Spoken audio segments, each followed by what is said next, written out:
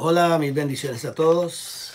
Este es tu programa Enfoque Ministerial que llega a ti todos los lunes a las 7 de la noche, los miércoles y viernes a las 12 del mediodía y los domingos a las 9 de la mañana. Qué bendición tan grande poder estar otra vez con ustedes como siempre, llevando una enseñanza de la palabra de Dios que te haga estremecer, que te haga repensar, volver a pensar y revisar lo que has creído hasta ahora y lo que tú entiendes que es la verdad de Dios. O sea que hay mucha tela que cortar con este tema, ¿no?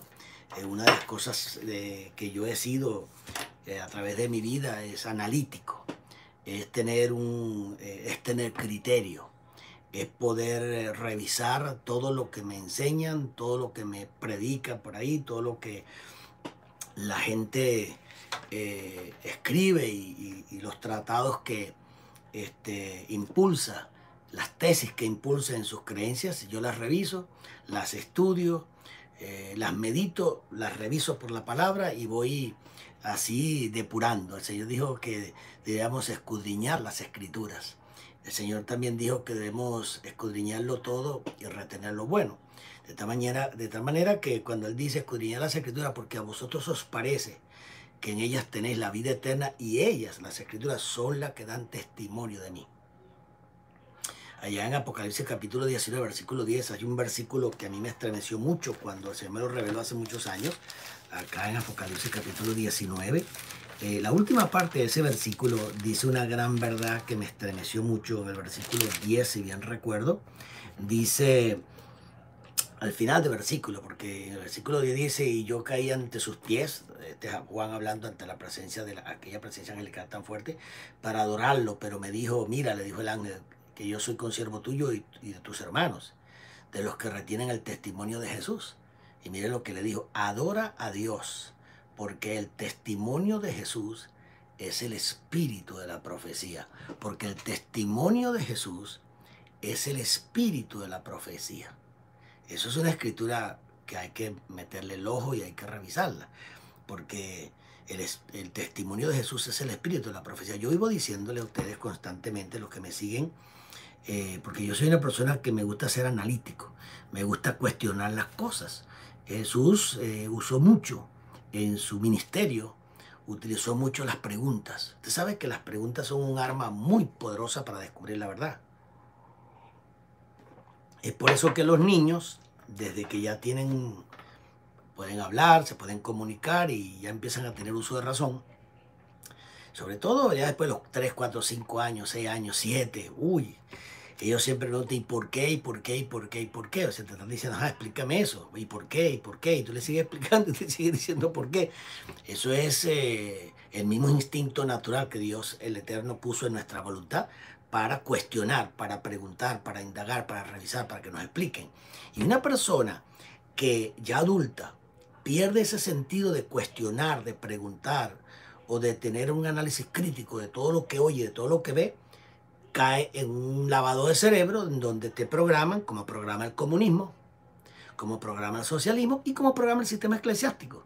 Porque lamentablemente esa comparación me duele mucho hacerla, pero muchísimo. Pero al fin y al cabo es el mismo proyecto, es un proyecto de reprogramarte la mente en un sistema socialista, comunista o un sistema eclesiástico o religioso. Y al final pues quedas con unas gringolas puestas, quedas con unas vendas puestas, quedas con una estructura diseñada para que tú no critiques, para que tú no puedas ser creativo, para que tú no argumentes y para que tú no aportes ningún tipo de opinión. ¿Por qué? Porque ya todo está dicho, ya todo está hecho, ya eso está establecido y tú no tienes ninguna autoridad para salir a decir nada. Eso sucede mucho en el comunismo, en el socialismo, en los gobiernos tiranos o autocráticos, y eso sucede mucho también dentro del sistema eclesiástico, donde organizaciones se apoderaron de la verdad, entre comillas, se apoderan de la verdad y te la imponen de cualquier manera. Y el día que tú no te sometes a sus doctrinas o a su constitución, la constitución que tienen de su organización, el día que tú la cuestionas, el día que tú dices, espérese, pero un momentico, aquí hay ciertas cosas que no están muy claras por las escrituras. El día que haces eso, hermano, te consideran enemigo número uno y enseguida te vetan y enseguida te dan la carta negra y enseguida te execran, execrado de la organización por rebelde. Bueno, usted sabía que, y lo quiero asustar un poquito con esto para que despierte, usted sabía que esa es una de las intenciones más poderosas que se van a manifestar en el sentido del mal en este famoso antimesías que viene. Este hombre que va a dominar el mundo, que ya es reconocido por el mundo entero por siglos, que va a aparecer a dominar el mundo, se ha hecho muy famoso porque la escritura lo ha mencionado y lo revela, que vendrá un dictador. Léase Isaías capítulo 10, versículo 5 en adelante, ahí te dice todo el espíritu que este hombre va a tener, porque el anticristo es un sistema, está claro, pero el gobernante, el que va a gobernar el mundo, es un hombre, es un infundio satánico que va a tener el báculo del juicio de Dios en su mano, lo dice la Biblia. ¿Cómo? La ira de Dios se va a manifestar sobre el mundo. Y en Isaías capítulo 10, versículo 5, dice, oh Ashur, oh Asirio, es lo que traduce ahí, oh Asirio, en una versión dice, oh Asiria. Oh Asirio le da un nombre, una especie de apodo, lógicamente, porque un eufemismo para mencionar al dictador. Le dice, oh Asirio, serás como báculo en mi mano para juzgar a una nación pérfida. O sea, que el anticristo, el falso Mesías, va a ser un báculo como en la mano de Dios para Dios expresar su ira contra el mundo. Lo va a utilizar para juzgar al mundo. Así como utilizó a Egipto para juzgar a Israel, así como utilizó a Babilonia para juzgar a Israel por desobedientes en cuanto a que no guardaron la Shemitah. El año de reposo, cada 7 años tenían que hacer reposar la tierra y no lo hicieron por 70 Shemitah. Y 70 Shemitah tienen que multiplicarla por 7, porque es cada 7 años, son 490 años de desobediencia.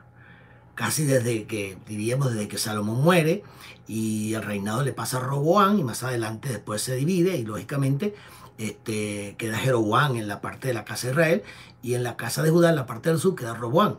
Desde ahí en adelante hubo un quebrantamiento de la Shemitah, de dar el reposo a la tierra por 490 años, que son 70 Shemitah. Esas son las 70 semanas de año de la cual habla Daniel y la razón por la cual Israel fue a Babilonia era para que pagara fuera de Israel los 70 años de juicio, porque la tierra tenía que descansar. Y si el pueblo estaba dentro de Israel, no lo iba a dejar descansar a la tierra. Entonces Dios lo saca de la tierra, dejó muy poquitas personas. Se cree que llegó a haber hasta 1500 personas nada más en todo Israel en ese tiempo. Y lo sacó para que la tierra descansara. Esa es la razón por la cual Israel estaba en Babilonia, fue por su desobediencia que fue profetizada por Daniel capítulo 26. Daniel lo profetizó, le dijo 70 años vendrán de esclavitud en Babilonia y de opresión en Babilonia por vuestra desobediencia. Israel fue siempre un país desobediente, rebelde, constantemente. Jeremías capítulo 3 te lo dice, la prostituta Judá y la rebelde y prostituta Israel, hablando de las dos casas. Terrible, le dio carta de divorcio, ahí está en la escritura. Si usted no le quiere creer a Dios, pues ya eso es asunto suyo. Pero a lo que voy es que dentro del contexto de las escrituras nosotros debemos estar muy claros, pero muy claros cuando vemos lo que es el espíritu de la profecía, que es lo que maneja la escritura. La escritura maneja la verdad revelada de Dios, que viene a través de un profeta, que es el instrumento. La profecía es la que el profeta va a revelar, y la palabra profética, lógicamente, que viene dentro de la profecía, es el diseño de Dios. A través de Génesis hasta Apocalipsis hay una palabra profética. ¿Qué quiere decir? Hay un diseño revelado, así como le reveló el diseño del tabernáculo a Moisés. Hay una revelación profética ahí del diseño del tabernáculo. Del diseño del tabernáculo de David, de Moisés, del diseño de la ropa de los sacerdotes, del diseño de cómo se van a hacer todas las cosas. Todo es un diseño. El Señor creó un diseño, un marco profético de Génesis 1:14, donde habló de las señales o los presagios, señales, presagios que vendrían, porque Él colocó la luz del sol y de la luna para marcar los tiempos, los días y los años, y para establecer sus convocatorias, sus citas divinas, que es los Moedim, y dio las Micra o Micrón, que son los ensayos, que son esas fiestas que guardaban ritualmente los judíos durante muchos siglos, 1200, 1300 años aproximadamente, y después de eso ya esas sombras pasaron y lo que había en el contexto de esas fiestas, de esas convocatorias, que son y han sido siempre las convocatorias o fiestas entre comillas de Yahvé, del Señor, no de los israelitas. Mientras tú sigas teniendo en mente que esas convocatorias santas, que esas citas santas son de Israel, son fiestas judías, nunca vas a entender la palabra, nunca vas a superar eso.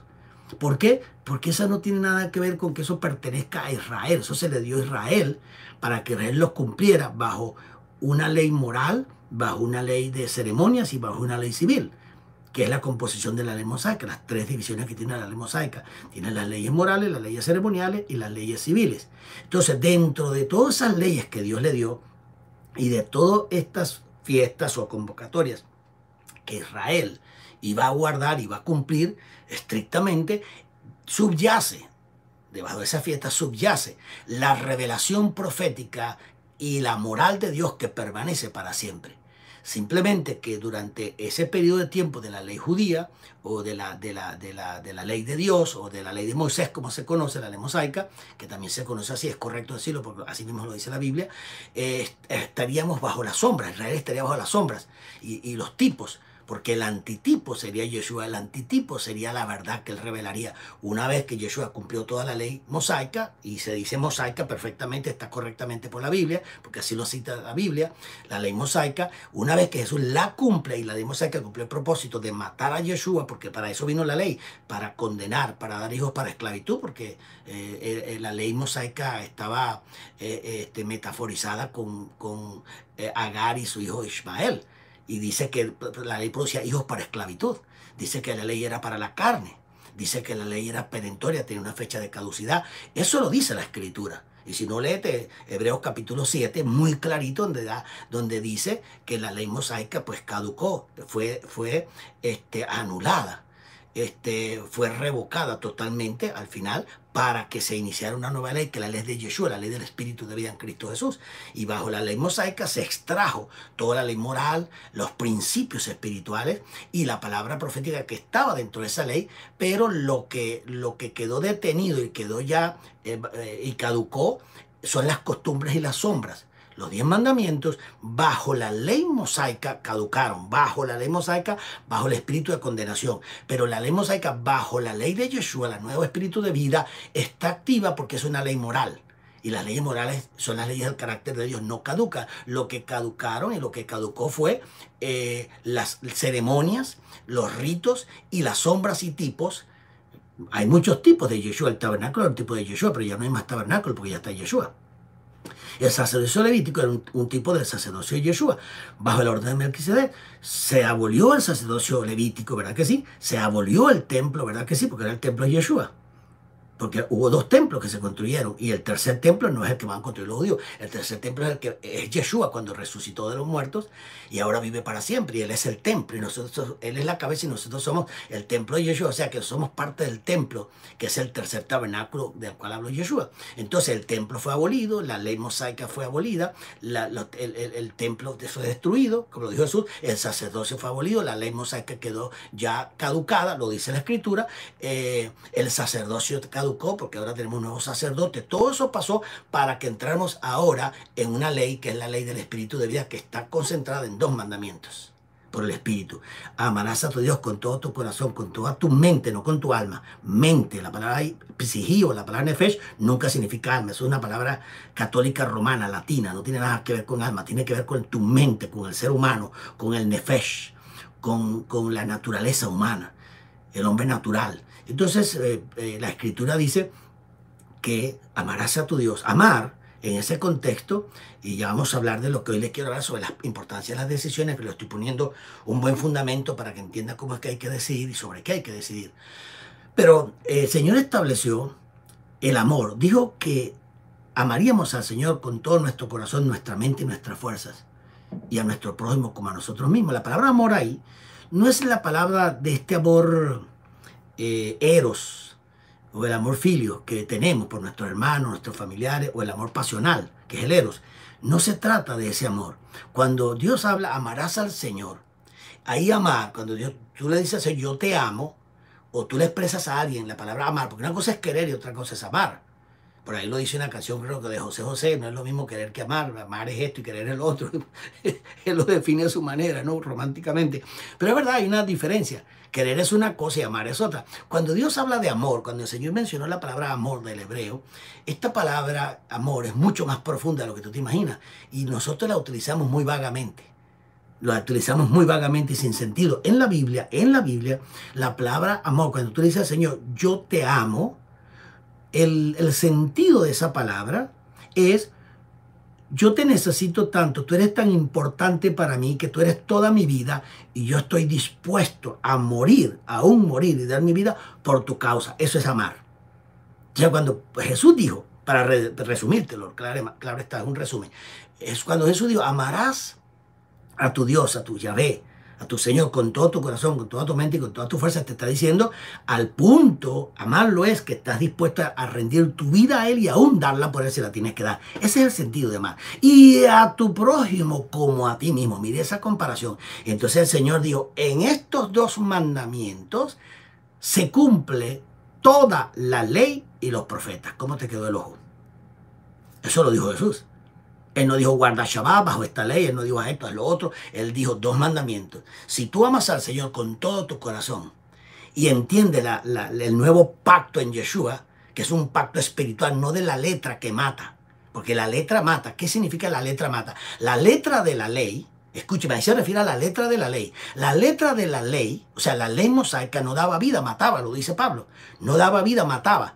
La ley venía a matar, la ley venía a cobrar el crimen que el hombre había cometido, la iniquidad. Y en Yeshua, que se puso por el hombre como sacrificio propiciatorio, en Yeshua, la ley mató a Yeshua para poder justiciar o juzgar al hombre en general, a todo el hombre, a la humanidad, por causa de su iniquidad. Y eso vino la ley. La ley vino a matar, a condenar. La ley vino a oprimir, la ley vino a encerrarlo todo bajo iniquidad para que nadie escapara. Por eso dice la Biblia, por cuanto todos cometieron iniquidad, que es la traducción correcta, anomía, por cuanto todos cometieron iniquidad, están destituidos de la gloria de Dios. Eso incluye a los judíos, que dicen que son pueblo escogido, que ellos tienen un pacto con Dios diferente. No, no, no, no. Ellos también violaron el pacto. Nosotros no teníamos pacto de la ley, era para los judíos, era para el pueblo de Israel. A ellos se les entregó el pacto de la ley mosaica, no a nosotros. Usted nunca tiene que caminar bajo la ley mosaica porque usted era gentil. Eso fue para Israel, y cuando Israel fue sentenciado por Dios, le dio carta de divorcio, se terminó ese pacto porque Dios lo rompió con ellos, porque ellos lo habían roto primero y le entregó la carta de divorcio en Levítico, en Jeremías capítulo 3. Le entregó carta de divorcio y terminó con esa relación. Dios fue el primer divorciado de la Biblia, se divorció de Israel como marido y le entregó carta de divorcio y le dijo, esto se terminó. Si usted no lo quiere creer, entonces no entiende la Biblia. Y le dijo, ustedes violaron mi pacto. Romanos 7. Pablo usa el mismo ejemplo en Romanos 7 cuando dice que la mujer que está casada con un hombre, pues está casada hasta que muera. Pero cuando el hombre muere, ella es libre de su marido. Y él hace esa comparación con la ley y la gracia. Lea Romanos 7. Él dice, cuando estábamos bajo la ley, estábamos casados con la ley. Pero una vez que el mediador, que es Yeshua, ¿verdad? Y el testador, que es Yeshua, murió cumpliendo toda la ley, entonces dice que somos libres de la ley mosaica, ahora estamos bajo la ley de un nuevo marido que se llama Yeshua. Eso es lo que enseña Romanos 7, léelo. Y si tú lo lees, y lo lees, y tú entiendes otra cosa diferente que la que yo te estoy diciendo que dice allí, pues entonces verificaremos, revisaré yo mi doctrina, a ver si es que yo estoy equivocado, es posible, pero lo dudo porque le he dado mucha revisión a eso. Entendiendo la dimensión de la palabra, te quiero aclarar ahora una gran verdad. Yo te quiero hablar hoy con esa introducción que hice. Te quiero hablar hoy, mira el título que le puse. Tus decisiones determinan tu futuro. Tus decisiones determinan tu futuro. ¿Tú sabías que lo que tú eres hoy día y lo que yo soy hoy día, después de 65 años que tengo, gracias al Señor por la vida que me ha dado y la salud, después de 65 años que yo tengo de vida, todo lo que yo soy es producto y es resultado y vino como consecuencia de cada decisión que yo tomé desde el día que nací. Y te lo pongo desde el día que nací para que no se escape nada, porque a uno a los 7, 8 años ya tiene uso de razón. Y uno empieza a tomar decisiones como niño y se equivoca y sufre las consecuencias, te pegan y te dan y te corrigen. Son decisiones que estás tomando aún desde niño. Y nos corrigieron, me corrigieron duro, hermano.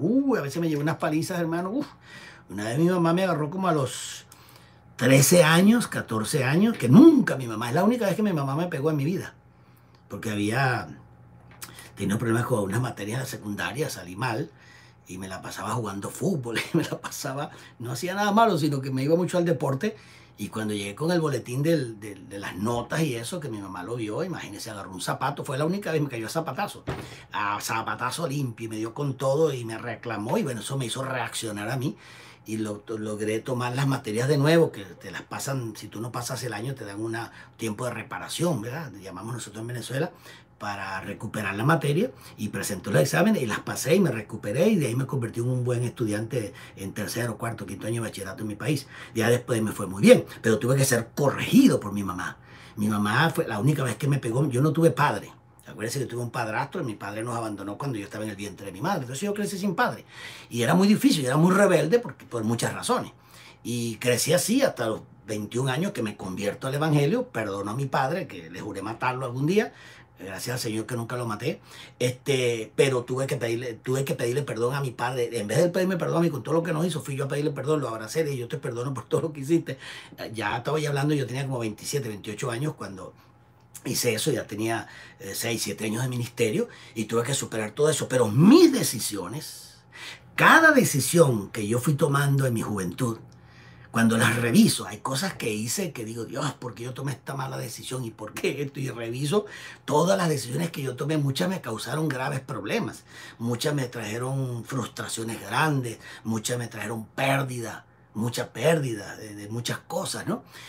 Pero el resultado de lo que yo soy hoy día y lo que tú eres hoy día es por causa de las decisiones que en un momento tomamos.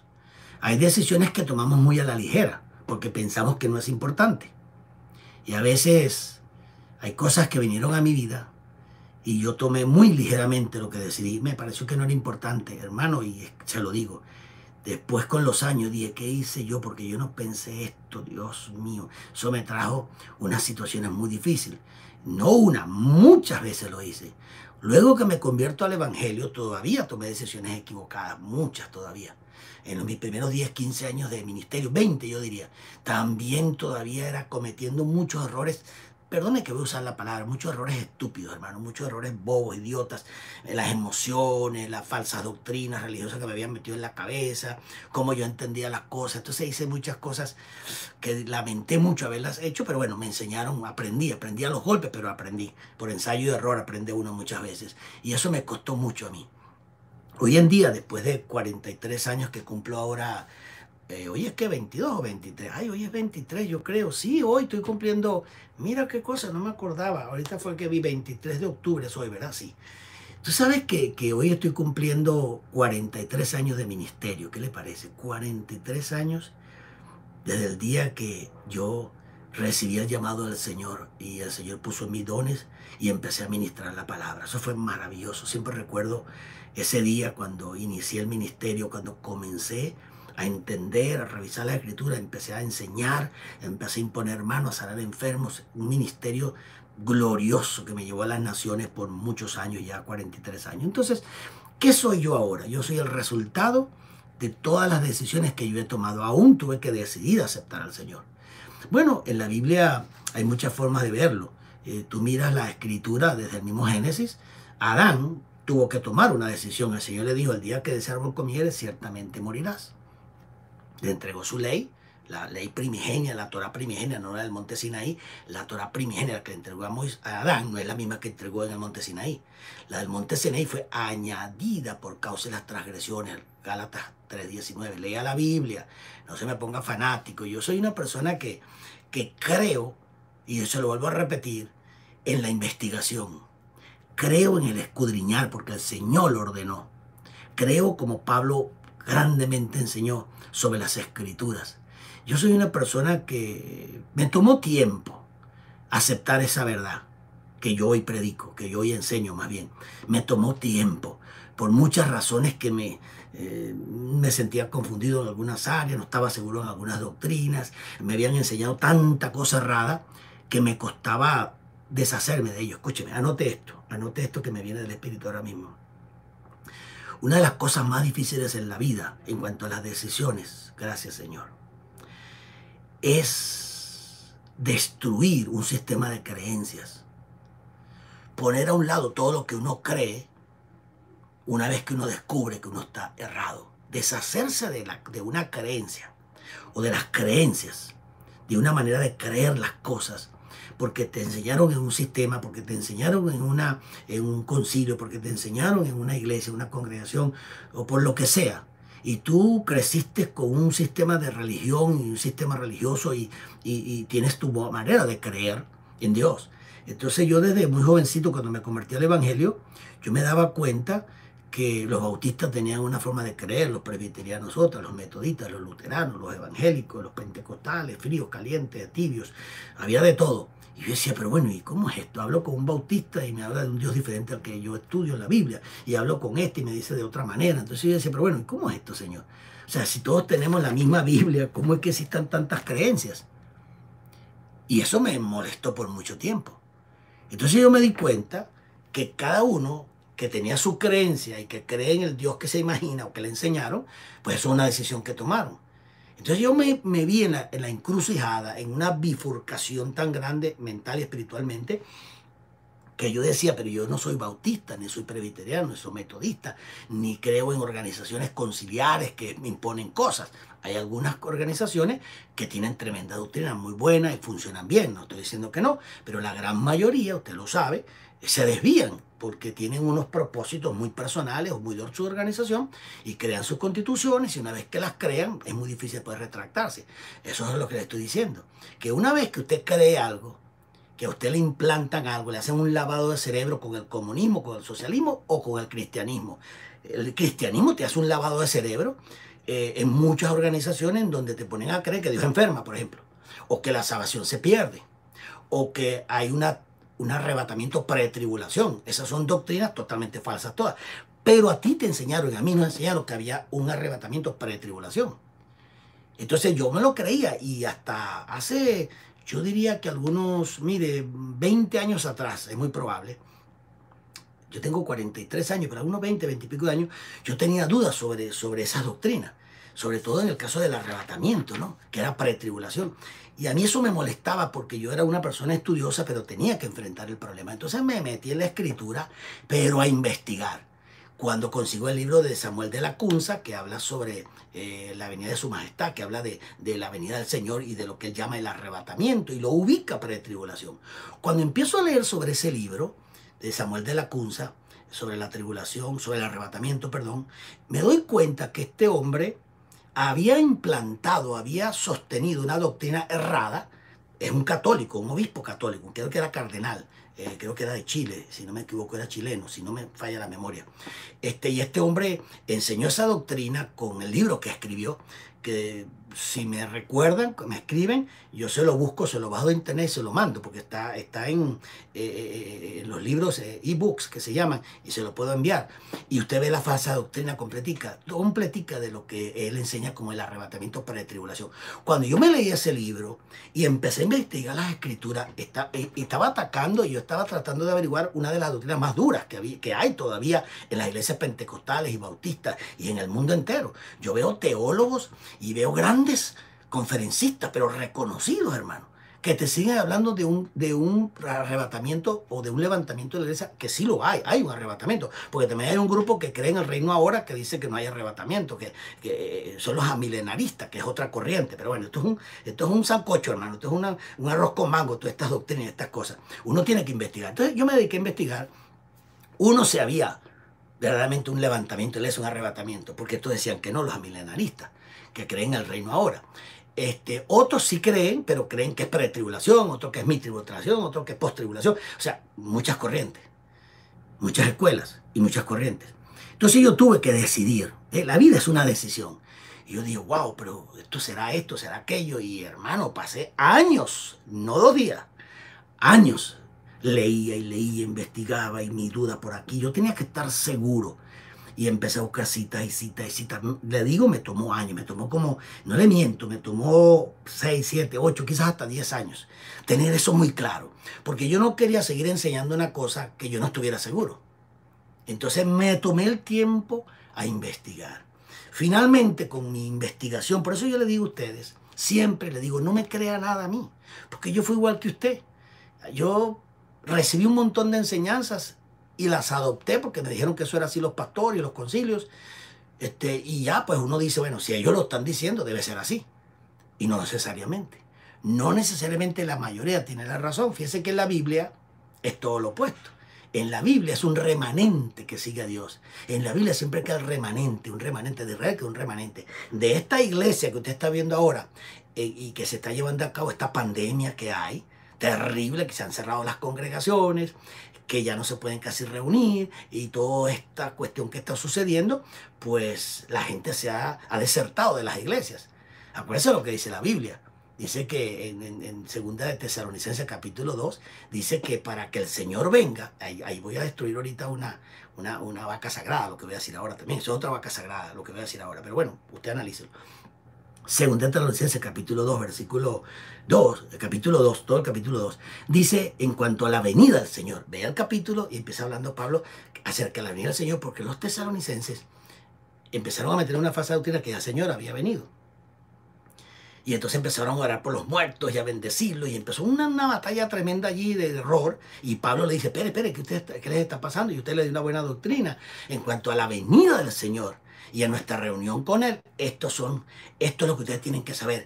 Se los hago recordar, ya yo les enseñé y les expliqué. Y como se los expliqué y les aclara, y él les dice, pero hay cosas que impiden al Señor venir, no al anticristo. Porque cuando se lee ahí y hay algo,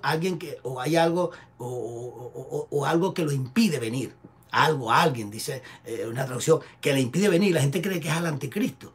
No, es al Señor. El texto bíblico dice que es al Señor que le impide venir. Entonces ahí dice que suceden dos cosas que están impidiendo a la segunda venida del Señor, que es la apostasía de la iglesia, de lo que se llama hoy en día iglesia, y la venida del anticristo. Esas dos cosas están impidiendo que el Señor venga. Tienen que manifestarse la apostasía de la iglesia, tiene que manifestarse el anticristo, establecer su reino mundial para que el Señor venga a juzgarlo a él y al falso profeta. Eso es lo que dice la Escritura. Eso es una vaca sagrada que tú tumbando ahí. ¿Qué será lo que impide el anticristo? Pero bueno, entonces los de la doctrina del arrebatamiento de la iglesia dicen que lo que impide al anticristo manifestarse, mire cómo un error trae un error mayor, que lo que impide al anticristo manifestarse es la iglesia. Porque mientras la iglesia esté aquí, el anticristo no se puede manifestar y apenas la iglesia se vaya, el anticristo se puede manifestar. O sea, estamos hablando de que peor es el remedio que la enfermedad. Óigame, peor es el remedio que la enfermedad, porque esa escritura no está hablando de algo que está impidiendo al anticristo manifestarse, sino lo que está impidiendo a Yeshua venir por segunda vez. Y entonces de ahí sacaron que es la iglesia que lo impide. Entonces pusieron Lacunza, Manuel de Lacunza pone la venida del Señor pretribulación basado en ese texto. Él explica, y entre las cosas que ve, es que lo que le impide al anticristo manifestarse es que la iglesia está aquí, pero cuando la iglesia se arrebataba, y ahí se comió todo el mundo y se tragaron. Si tú lees el texto, no está hablando lo que impide al anticristo manifestarse, está hablando de lo que impide, está hablando aquello que impide que el Señor venga por segunda vez, no de la manifestación del anticristo. Es más, es el anticristo y su manifestación lo que impide que el Señor venga, porque hasta que Él no se manifieste, hasta que la apostasía de su pueblo no se manifieste, hasta que el anticristo luego se manifieste con su reino y todo eso, el Señor no puede venir. De eso está hablando. Entonces, decisiones. Usted quiere seguir creyendo que hay un arrebatamiento pre-tribulación. Esto escuchaba un muchacho hablar sobre este tema en una de las redes sociales, en YouTube, y tiene muchos seguidores, cerca de 1 millón de seguidores. Y él hacía mención de la doctrina que yo enseño, que yo digo que existe una iglesia que es escapista, tiene una doctrina escapista. ¿Por qué? Porque esa doctrina escapista es la que enseñó Manuel de Lacunza, en donde basado en segunda Tesalonicenses capítulo 2, él dice que tiene que ser arrebatada la iglesia para que el anticristo se manifiesta se manifieste según lo que él entiende el texto, pero el texto está mal interpretado porque al principio del versículo 1 de 2 Tesalonicenses capítulo 2, léalo, está hablando de la venida del Señor y por qué él no ha venido. Y Pablo dice, quédense tranquilos, no se preocupen, el Señor no ha venido porque no vendrá sin que antes venga la apostasía. ¿Quién no vendrá? El Señor. Y no vendrá hasta que el anticristo se manifieste, el hombre inicuo, el hombre de pecado, y establezca el gobierno mundial, y entonces el Señor va a venir para destruirlo con la espada de su boca. Eso es un ABC de interpretación. Decisiones. Cuando yo empecé a hacer esta investigación, ¿qué me pasó? Yo dije, ahora tengo un problema, y es que la iglesia de hoy día, en un 99.99% cree en un arrebatamiento para la tribulación. Ahora, ¿cómo yo me meto en este lío? Porque ahora todo el mundo me va a tildar de falsa doctrina, y dicho y hecho. Un gran amigo mío que presidía, ya no la presidía, una gran organización en Venezuela de pastores, cuando me escuchó enseñar eso, ya dijo que yo era en falsa doctrina. Y yo me reía y no me ofendió. Y yo les dije, yo les escribí a todos y les dije, bueno, si ustedes creen que yo soy falsa doctrina, debátame, vamos a debatir, vamos a utilizar, yo voy a utilizar la apologética para defenderme. Porque la apología y la apologética es una de las doctrinas más importantes de la Biblia. Entonces, como yo manejo la apologética y yo sé cómo usar la apologética para defenderme, porque eso fue lo que hizo Juan en su primera epístola. Juan utiliza la apología, ¿verdad? Él funcionó con la apologética para explicar la primera epístola de Juan. Cuando estaba atacando Juan en su primera epístola, está atacando el gnosticismo de aquellos tiempos que creían que Yeshua, era 100% Dios, pero no era hombre. Esto es curiosísimo. Los gnósticos, yo me río, mire, hermano, yo me pongo a investigar. Usted sabía que los gnósticos del tiempo de Juan, creían que Jesús era Dios, pero no hombre. Y muchos pastores creen que Jesús es hombre, pero no Dios. Explíqueme usted eso. Vuelvo a decirlo, los gnósticos, hasta el día de hoy, y sobre todo en el tiempo de los apóstoles, creían que Jesús sí era Dios manifestado. Sí se manifestó, pero no en carne. Porque él decía, los gnósticos decían, la corriente gnóstica, decían que si se manifestó en carne se contaminó. Y que él nunca se manifestó en carne, que él era espíritu, que él era un ser divino y que nunca se contaminó con la carne. Entonces ellos creían que Jesús era Dios manifestado, pero no en carne. Juan escribe en su epístola, y mira lo que dice Juan en su epístola, en el capítulo, 1 Juan capítulo, creo que es el 5, déjame ver si tengo acá 5, dice, mire lo que dice Juan en el capítulo 5 de 1 de Juan, mire lo que dice, haciendo una apología, una defensa de la fe, dice, todo el que cree que Jesús es el Cristo, el Mesías, o sea, el ungido. Está diciendo, todo aquel que cree que Jesús es el Mesías, para que sea el Mesías y para que sea el Cristo, tiene que ser manifestado Dios en carne. Eso es lo que está diciendo él. Todo aquel que cree que Jesús es el Cristo es nacido de Dios, y todo el que ama al que engendró, ama al que ha sido engendrado por él. En estos conocemos que amamos a los hijos de Dios, cuando amamos a Dios y practicamos sus mandamientos, porque este es el amor de Dios, para que guardemos sus mandamientos, y sus mandamientos no son gravosos, porque todo el que es nacido de Dios vence al mundo, y esta es la victoria que ha vencido el mundo de nuestra fe. ¿Quién es el que vence al mundo? Sino el que cree que Jesús es el Hijo de Dios. Estaba atacando a los gnósticos. Todo el que cree que Yeshua es el Hijo de Dios, para decir es el Hijo de Dios, está hablando de su deidad, porque acuérdense que Jesús es el Hijo de Dios. Cuando vino a la tierra se convirtió en el Hijo del Hombre, despojándose, sufriendo una kenosis. Filipenses capítulo 2, versículo 5 adelante, dice que sufrió una kenosis, se despojó de su atributo divino como Hijo de Dios para ser Hijo de Hombre. Entonces, durante su estadía en la tierra, él era el Hijo del Hombre. En su preexistencia era el Hijo de Dios. Eso es pura cristología. En su preexistencia era el Hijo de Dios, divino. Cuando se humana, entonces se convierte en el Hijo del Hombre y se vacía de sus atributos divinos, es lo que está diciendo Juan. Luego que muere, resucita, se convierte en el Mesías, en el Rey Mesías, el que estamos esperando. Entonces tenemos al Hijo de Dios, que preexistió como Dios, al Hijo del Hombre, el Dios que se hizo carne, y al Mesías Rey, que ha de venir. Esta apología que hace Juan nos hace ver claramente lo que es entender a Yeshua como Hijo del Hombre y al mismo tiempo deidad. Eso es complejo, es un misterio. los gnósticos creían en la deidad de Yeshua, pero no en su humanidad. Y esa es la defensa de Juan. Hey, no, él es Dios manifestado en carne. Ellos no creían eso. Ellos creían que se contaminaba. Y esa doctrina gnóstica se estaba metiendo en la iglesia, en donde estaban empezando a ver a Jesús como el Hijo de Dios nada más, no como el Hijo del Hombre. Y Juan dice, no, momentico, él es el Hijo de Dios, pero él se humanó para hacerse Hijo de Hombre, y entonces como Hijo de Hombre fue que pudo morir, porque si no, como murió en la cruz. No pudo morir como Dios, porque Dios no muere, el que murió fue el Hijo del Hombre. Y eso era un enredo para atrás y para adelante para explicarlo. Entonces, ¿qué tuve que hacer yo? Ponerme a estudiar, a revisar y a revisar por años, hermano. Decisiones. Yo tuve que tomarme decisiones sobre qué creer. Yo no podía seguir escuchando, hermano, lo que todo el mundo me dice. Pero para tú llegar a estas conclusiones y para tú tomar este tipo de decisiones, tienes que ponerte muy serio en las cosas de Dios.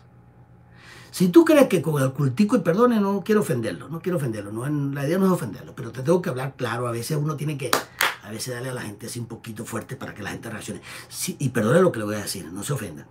Si tú crees que con ese cultico del domingo, yendo a la iglesia, tú vas a ser transformado totalmente y completamente, no. Ese servicio tienes que ir. Si hay un servicio el domingo, voy a escuchar la palabra, tu pastor te va a hablar una palabra tremenda, la necesita. Yo no estoy diciendo nada de eso. Lo que estoy diciendo es que no puedes depender de lo que solamente el pastor te da. El pastor te da las herramientas, lo básico. Los pastores te dan lo básico, los fundamentos, para que tú, tomando esa escuela, como cuando estás en primaria, los pastores normalmente nos dan primaria y secundaria, generalmente. Ya cuando pasas a la universidad, hay pastores que sí tienen la capacidad para enseñar a ese nivel. Hay otros que no, hay otros que se quedan. Hay pastores que tienen un nivel para enseñar primaria del evangelio. Hay otros pastores que tienen un nivel para secundaria. Hay otros pastores que te pueden dar términos de universidad. Y hay otros pastores que se pueden convertir en grandes mentores. ¿De qué depende?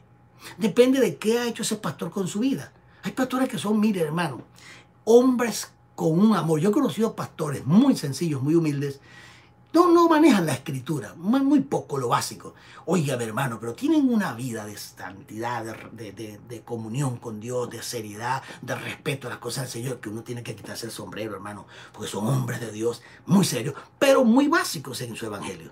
Entonces, tienen a la gente en la iglesia y 2, 3 años le dan lo que le van a dar, y ya los miembros de esa congregación, los hijos de Dios que están ahí, pues ya oyen lo mismo. Me decía una persona en Puerto Rico una vez, óyame, pastor, pero yo lo escucho a usted y yo tengo un problema, me dijo esta hermana. Era un grupo de hermanas que yo conocí, y una de ellas, que era como la líder del grupo, me dice, oiga, pastor, pero déjeme decirle algo, ¿cómo es esto entonces? Porque yo le gusta predicar y yo lo tengo escuchando unos días nada más y he aprendido tanto, y yo tengo mi pastor. ¿Y qué le pasa a tu pastor? Me dice, es que él enseña, él tiene 20 mensajes, y durante todo el año, desde que yo estoy en esa iglesia de niña, él enseña los mismos 20 mensajes todo el año.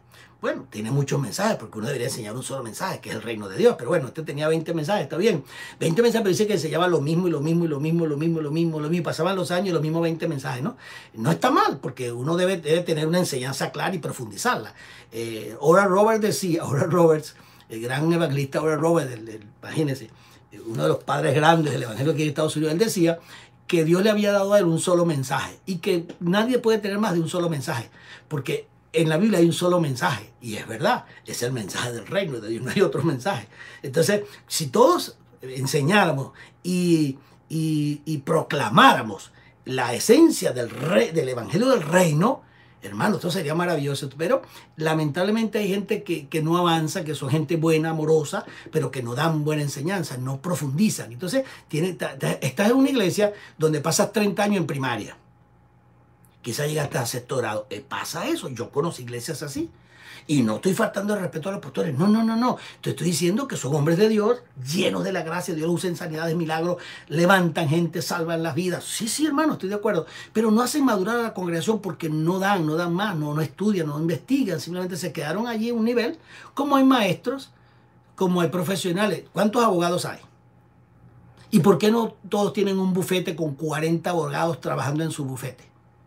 ¿Por qué hay abogados que cobran $1,000 la hora y tienen una cadena de bufetes en todo el país y son un tipo súper reconocido, y cuando lo llaman es para que atiendan los casos de presidentes, de multimillonarios? ¿Por qué esos abogados llegan a esos niveles?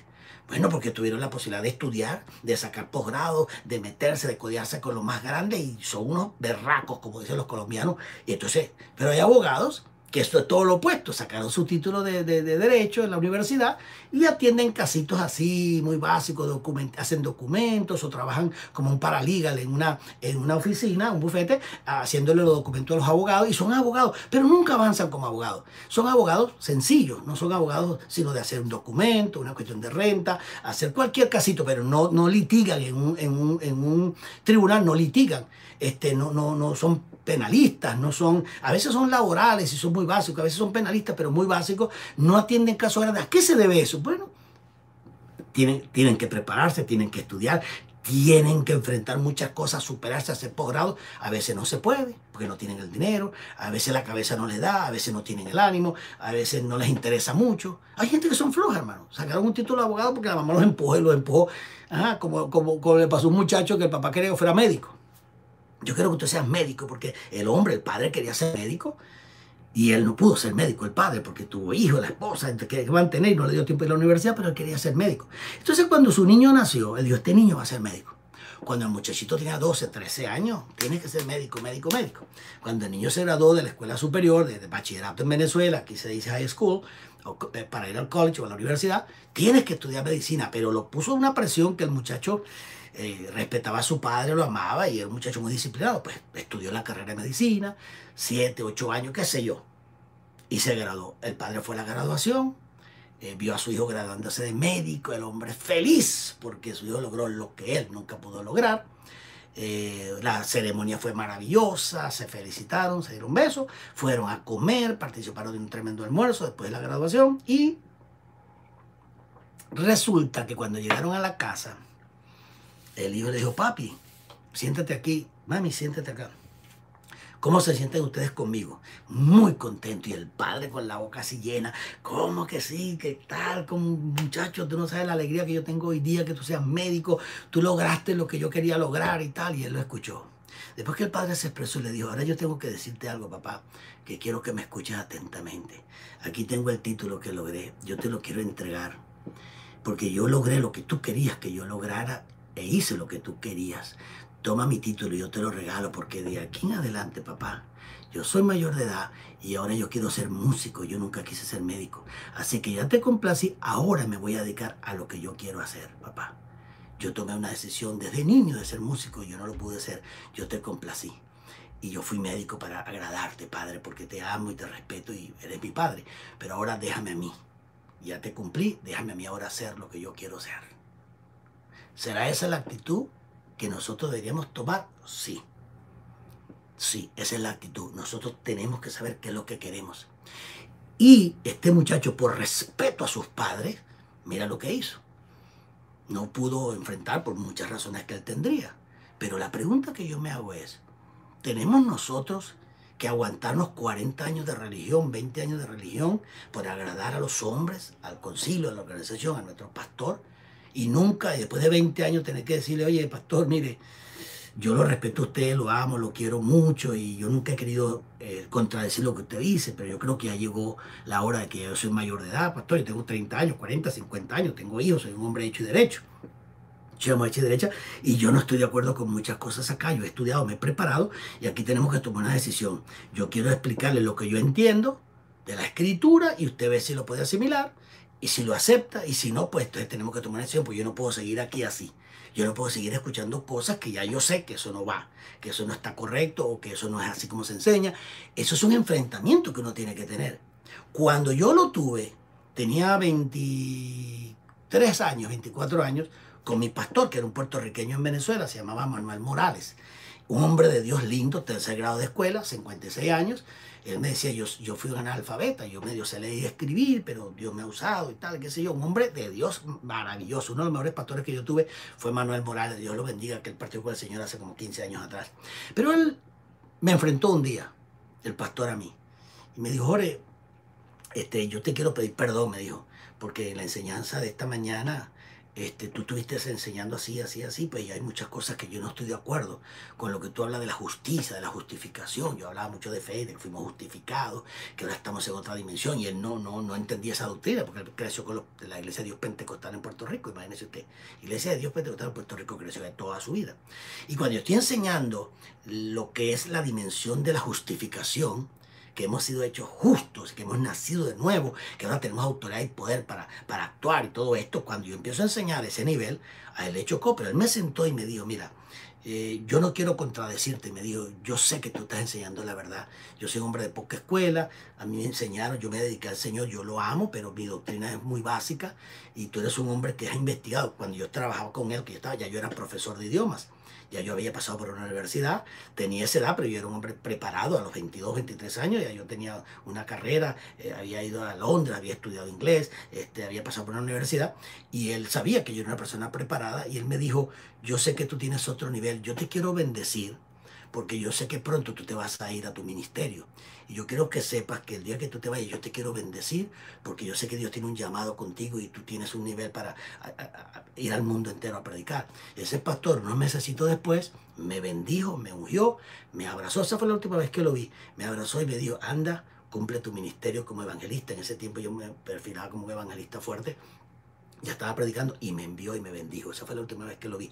Pero le doy gracias a Dios por ese hombre que tuvo entendimiento de Dios, teniendo tercer grado de escuela y tenía 56 años de edad, era puertorriqueño. Él era ¿cómo es el nombre de la ciudad?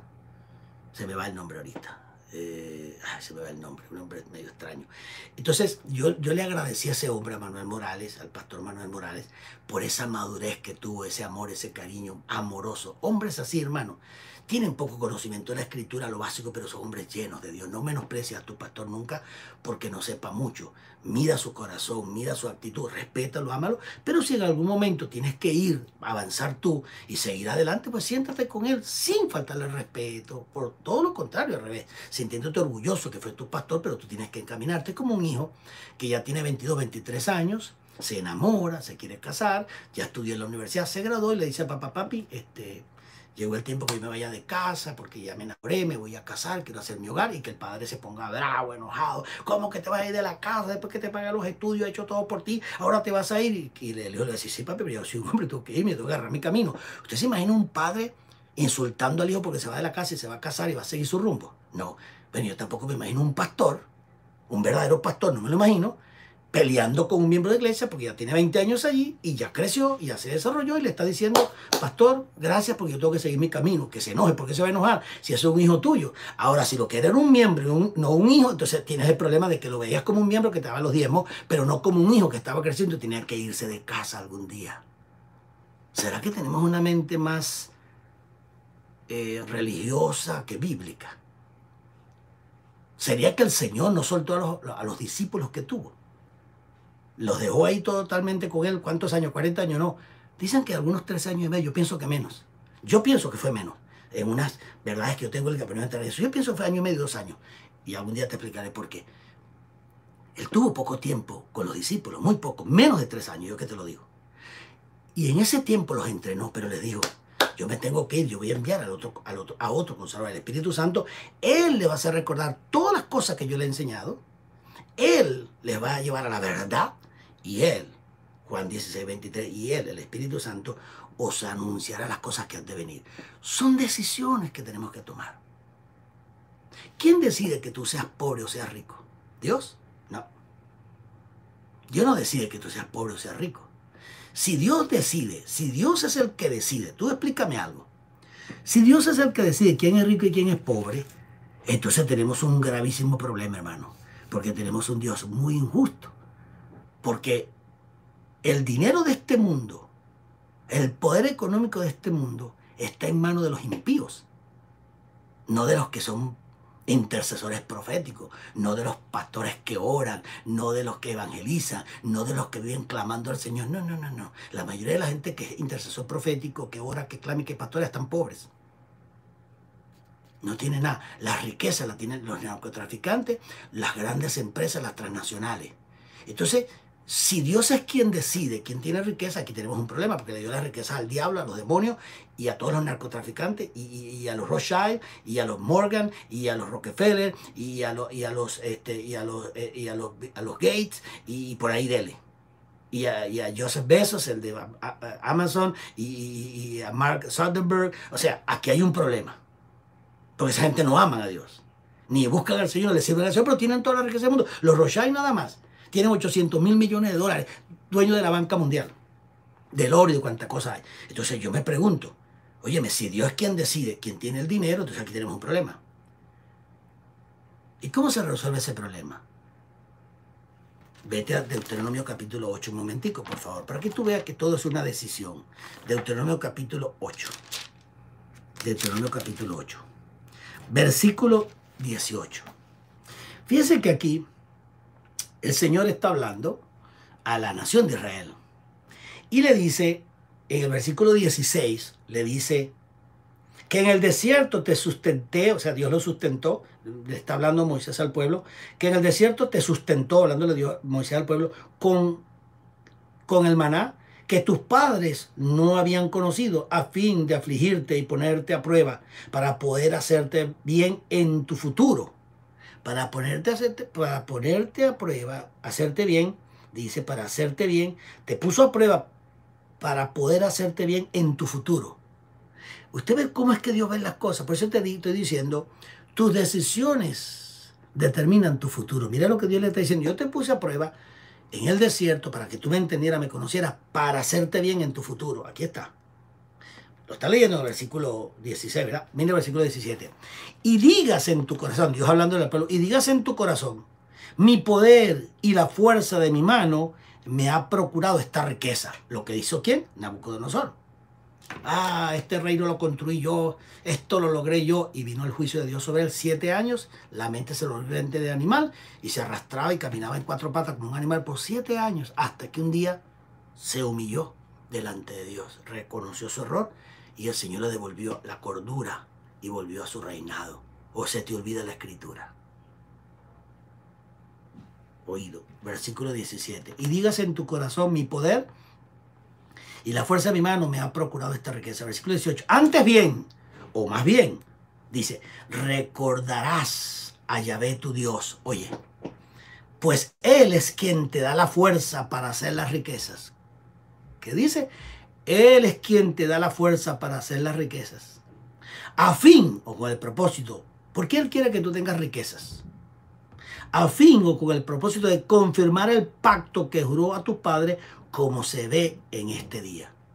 ¿Por qué Él dice que te dio el poder para hacer la riqueza? ¿Sabes lo que significa el poder para hacer la riqueza? Cuando tú lees el texto hebreo de este pasaje, de ese versículo, poder para hacer la riqueza, lo que traduce esa palabra hebrea es, yo te he dado una unción, un poder sobre ti, he puesto sobre Israel. Y le está hablando al Israel de Dios en general. Hoy día somos el Israel de Dios, los judíos y gentiles convertidos al Evangelio, somos el Israel de Dios. Romanos capítulo 11.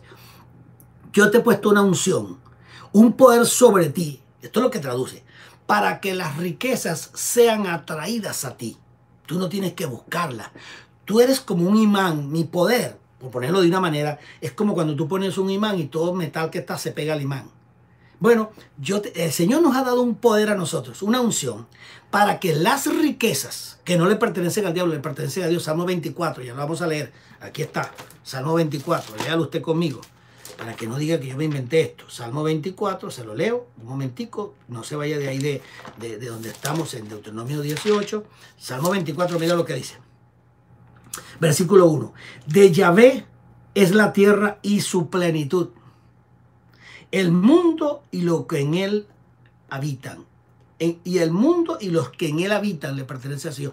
Todo lo que hay en la tierra, todas las riquezas de este mundo le pertenecen a Dios. Y también los que habitan aquí están bajo total dominio de Dios. Y Él los creó y Él es dueño de todo. ¿Estamos claros con eso? Entonces, mira lo que te dice aquí en el versículo 18. Antes bien, recordarás a Yahvé tu Dios, porque Él es quien te da la fuerza para hacer la riqueza. O sea, te dio la fuerza, es una unción para que tú cuando camines en obediencia a Él, cuando nosotros caminamos en obediencia al Señor, tomamos la decisión de caminar en obediencia a Dios, por sobre todas las cosas, lo amamos, estamos dispuestos a dar la vida. ¿Qué pasa? Nos convertimos en una fuerza tan poderosa por causa de la presencia del Señor, que las riquezas que son de Dios, pero están en manos de los impíos y de los que hacen pactos satánicos, porque el pueblo de Dios no reclama las riquezas, porque dice que las riquezas son del diablo, que si uno tiene riqueza se pierde, que si uno tiene oro se pierde, que si usted tiene buenos carros, buenas casas, pues el diablo te va a llevar. Entonces, como el cristiano evangélico tradicional religioso que vive como los católicos romanos que pagan el voto sanfriscano, de San Francisco, el voto de San Francisco, el voto de pobreza, que manda a hacer la iglesia católica con todos los feligreses. Ellos no hacen el voto de pobreza, ellos son multimillonarios. Es un estado que tiene 1,5 kilómetros de tierra, el estado del Vaticano, 1,5 kilómetros de tierra, del tamaño del parque, el Paseo del Lago. Es más pequeño que el Paseo del Lago, que está en Venezuela y Maracaibo, donde yo corría, que tenía 3 kilómetros así. Este tiene 1,5 kilómetros al cuadrado. Es como el tamaño de un parque pequeño, mediano. Ese es el Vaticano. Y es uno de los estados más poderosos del mundo. Tiene 1.000 personas viviendo dentro de ese territorio, 1.000. Y es uno de los estados más poderosos del mundo. Imagínese usted. Entonces yo me pregunto, ¿eso es la voluntad de Dios? ¿Por qué esas riquezas están ahí? Porque la iglesia, lo que llamamos iglesia, el pueblo de Dios, le ha entregado al enemigo esas riquezas. No, que las riquezas son del diablo, que uno las tiene se pierde. Aquí lo que hay es que olvidarse de esas riquezas, orar y guardarse en santidad para irnos a vivir en el cielo. Mira, hermano, nuestro destino final no es el cielo. Eso es doctrina musulmana, que hablan de un paraíso. Nuestro destino final es la tierra, una tierra renovada, una tierra transformada, un nuevo cielo, una nueva tierra, y Él descenderá a Nueva Jerusalén aquí y estaremos y heredaremos la tierra, no el cielo. Salmo 115, versículo 16 dice, los cielos de los cielos pertenecen a Dios y la tierra fue creada para los hombres. Dios creó al hombre en la tierra, para la tierra y por la tierra. Nosotros no vamos para el cielo nunca, en el sentido de ir a vivir allá. No vamos para allá, vamos a estar ahí en el tercer cielo, en el tribunal de Cristo. 1, luego la boda del Cordero 2 y luego la coronación de nuestro gran rey para que venga a poseer la tierra ya por 1000 años y establecer el reino. Eso es lo que enseña la Biblia. Pero aquí, después que venimos con el Señor, por segunda vez el Señor viene con nosotros, la tierra será transformada y estaremos en esta tierra transformada, nuevo cielo y nueva tierra por la eternidad. Si no tenemos la doctrina clara, seguimos creyendo en la doctrina babilónica de los musulmanes, que hay un paraíso, o de los terroristas que se vuelven unos kamikazes y se suicidan, se inmolan ante esa gente que se inmolaron en las Torres Gemelas, que mataron a 200 y tantas personas que iban en el avión, y él se mató también, los dos que iban dirigiendo el avión. ¿Por qué? Porque les enseñan que hay un paraíso y que si ellos sacrifican su vida por Alá, pues van a tener recompensa en el cielo eternamente. Eso es doctrina musulmana. ¿Cómo es posible que la iglesia de hoy día tenga la misma doctrina musulmana? Porque no lee la Biblia. Yo creo que estamos, hermano, desfasados al tal punto que estamos creyendo en un arrebatamiento pre-tribulación que no hay. Estamos creyendo en una riqueza que se las dimos al diablo, cosas que las riquezas son de Dios y nos pertenecen a nosotros, porque ahí dice, te he dado la riqueza a fin de confirmar mi pacto. Aquí está, te he dado la riqueza a fin de confirmar mi pacto que juré a vuestros padres como en este día. Esas riquezas que yo puse en la tierra son para ustedes que son mis hijos, porque con esas riquezas tendrán el poder para tener radio, televisión, todo lo que necesite para que mi pacto se confirme en la tierra. Por eso le entregué la riqueza a usted. Y nosotros se la dimos al diablo. Ay. Yo sé que estoy pisando unos callos muy feos, hermano. Pero todo tiene que ver con una decisión. Aquí dice que en el desierto te sustenté con el maná. Pleno desierto. Y Dios le daba comida. Porque los procesó, porque habían estado, escúcheme lo que le voy a decir. Israel estuvo 400 y tantos años en Egipto. Escúcheme, por favor. Esclavizado, la mente se la programaron durante 430 años, dice otra pasaje, 400 y pico años, programada para ser esclavos. Dios sabía que al sacar a Israel de Egipto y meterlo por ese desierto, ¿por qué no lo llevó por el camino hacia Damasco? Hacia el norte, por el mar Mediterráneo, que era el camino correcto. Según la lógica, ¿por qué lo sacó por acá abajo, por el sur, para llevarlo al monte Sinaí? Cruzando el mar de los juncos, el mar rojo. ¿Por qué no lo llevó por el camino correcto, que era hacia Damasco? Porque tenía que procesarlo, si no, nunca iban a aprender. Duraron 400 y tantos años con la mente de esclavos, creyendo que eran esclavos, viviendo como esclavos, pensando como esclavos, durmiendo como esclavos, levantándose como esclavos. y sintiendo 24 horas que su naturaleza era la esclavitud. Durante 400 años se perpetuó esa mentalidad, se perpetuó de generación en generación por 400 años. Somos esclavos, somos esclavos, somos esclavos, somos esclavos. Palos, golpes, somos esclavos. El Señor los liberta y no querían salir, porque acuérdense que dependen de Egipto. Cuando tú has estado esclavizado en una doctrina, en una creencia, y ya tú te crees que eres un esclavo, ¿cómo le sacas a una persona la mente de esclavitud? Mire, en Venezuela hay zonas de gente morena, de gente negra, como en el Zulia, en la parte sur del Zulia, se me va el nombre del sector ahora, ay Dios, son nombres indígenas. Bueno, y en la parte del estado Miranda, que da con la costa, lo que llaman Barlovento, es un territorio donde está Higuerote, hay varios Sotillos, hay varios pueblos ahí, y son gente negrita, negrita. Yo trabajé ahí dando clases cuando tenía 21 años, recién convertido yo al evangelio, me mandó el Ministerio de Educación de Venezuela, me mandó para esa zona, por eso es que la conozco, y fui profesor, y yo entraba a los salones y era negrito, negrito, pero negrito, negrito, 40 alumnos, pero el más blanco era negro, porque toda esa zona es zona de la época de la esclavitud, cuando vinieron los esclavos a Venezuela, cuando fueron traídos por los españoles, y toda esa zona hay mucha gente de color negra, mucha gente. Y yo fui allá a dar clases, entonces conozco las cosas. ¿Qué pasa? Tú ves a esa gente comiendo, y ellos tú les sirves la comida y comen parados. Parados. Tú le pones la comida y se comen la comida de pie. Y uno le dice, pero siéntate. No, no, no, yo estoy bien así, ya yo estoy acostumbrado. Y tú sigues diciendo, pero ¿por qué esta gente come parado? Y es que en el tiempo de la esclavitud, y eso se perpetuó, el esclavo no se podía sentar a comer. No estaba permitido. Segundo, le daban la comida que era la sobra. De todo lo que sobraba, después que sus amos comían, todo lo que sobraba lo picaban en pedacitos, hacían unas tortas de harina, las rellenaban y las metían y le ponían unas hojas de guineo, de cambur, de plátano, hojas de esas, y la hervían y se la comían. Eso es lo que nosotros llamamos la yaca venezolana, o los tacos, o los, ¿cómo se llaman los?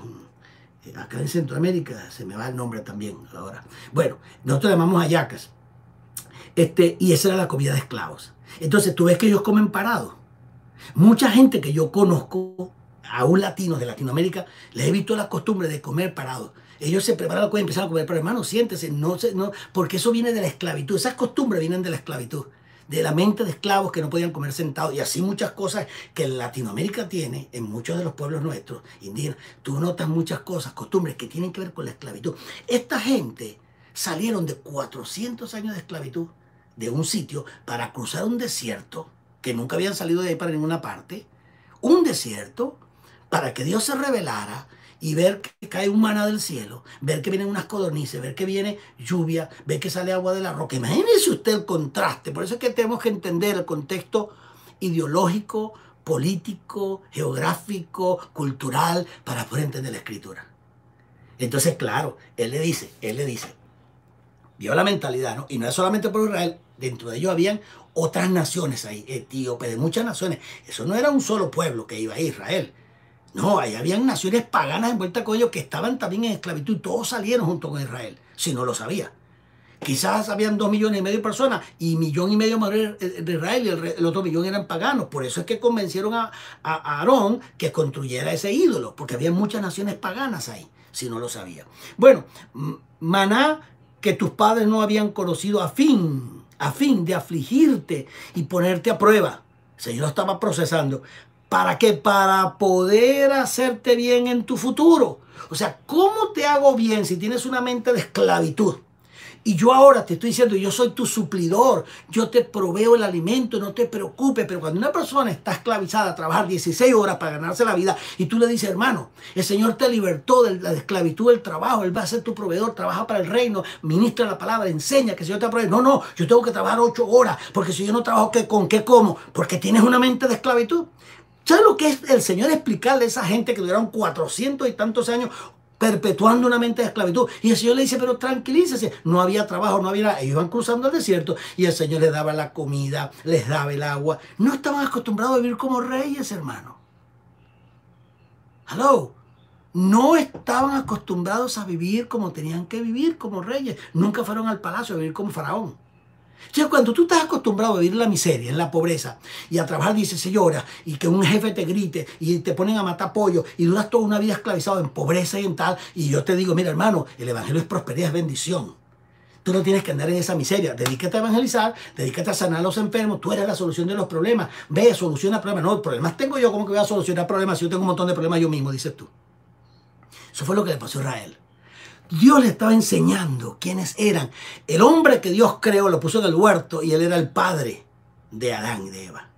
Y le dijo, todo lo que está aquí es tuyo, yo te estoy creando para mi gloria y mi honra. El hombre cae de la gracia, comete iniquidad y se perpetúa una mente de esclavitud, de miseria y de ruina hasta nuestros días. La iglesia de hoy día está metida perpetuamente por siglos.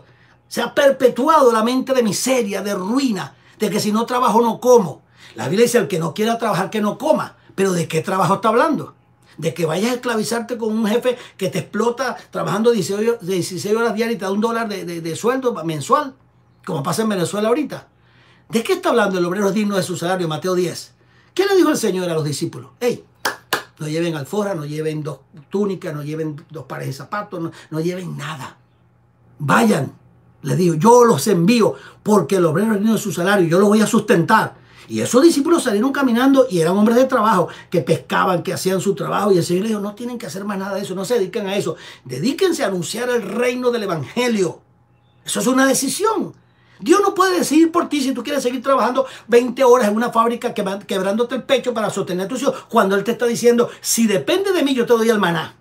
Yo te doy las codornices, yo te doy todo. Le estaba rompiendo una cultura de esclavitud para una cultura de reino. ¿Cómo tú sacas a una persona que tiene una mentalidad de esclavitud, que come parado como los esclavos, a que se sienten en un sillón tranquilo a comer y a disfrutar de la vida? El que está esclavo no disfruta de la vida. Trabaja para sobrevivir. Trabaja porque no sabe qué va a vivir, vive desesperado porque se acabó la plata, porque se acabó esto, viene un desastre, viene un nuevo orden mundial y de qué vamos a vivir, la economía se va a colapsar. ¿Por qué Dios va a colapsar la economía en el mundo? Porque la iglesia está dependiendo de la economía del mundo. Uno de los juicios terribles que viene sobre la iglesia es porque la iglesia ha dependido de los diezmos de los hermanos y no de Dios. Ha dependido de la finanza de los hombres ricos que se convierten y han convertido el evangelio en una fuente de ingreso y de lucro. Y muchos pastores están en esclavitud del mundo todavía. Muchos apóstoles se convirtieron en vendedores de ministerios. Yo te unjo, tú eres apóstol, tú también, pero me vas a tener que dar $1000 porque yo soy tu apóstol. Entonces convirtieron la unción y lo que Dios les ha dado en un lucro para usufructuar de lo que Dios le dio en vez de darlo por gracia. El trabajo que Dios me entregó a mí es enseñarte el evangelio por gracia.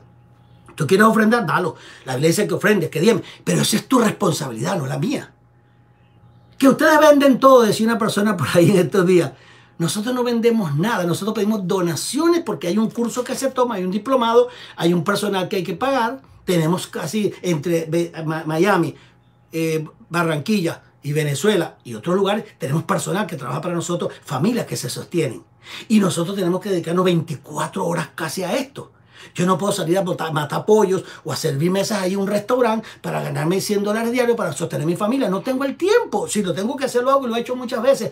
Pero ahorita, después de 65 años de trabajo y 43 de ministerio, yo sé a quién le sirvo. Y él me llamó y me dijo, hijo, mira Mateo 10, yo te estoy mandando a hacer este trabajo. Mi padre hasta ahora trabaja y yo trabajo. La pregunta que yo le hago a usted, si yo no estoy diciendo la verdad, dígame en qué trabajó Jesús. Dígame en qué trabajó Jesús. ¿En una venta de pescado? Jesús trabajó, como dice la religión católica, haciendo muebles para defenderse. Cuando Jesús inicia su trabajo, ¿qué trabajo inició? Dijo, yo he venido a proclamar las buenas nuevas del evangelio.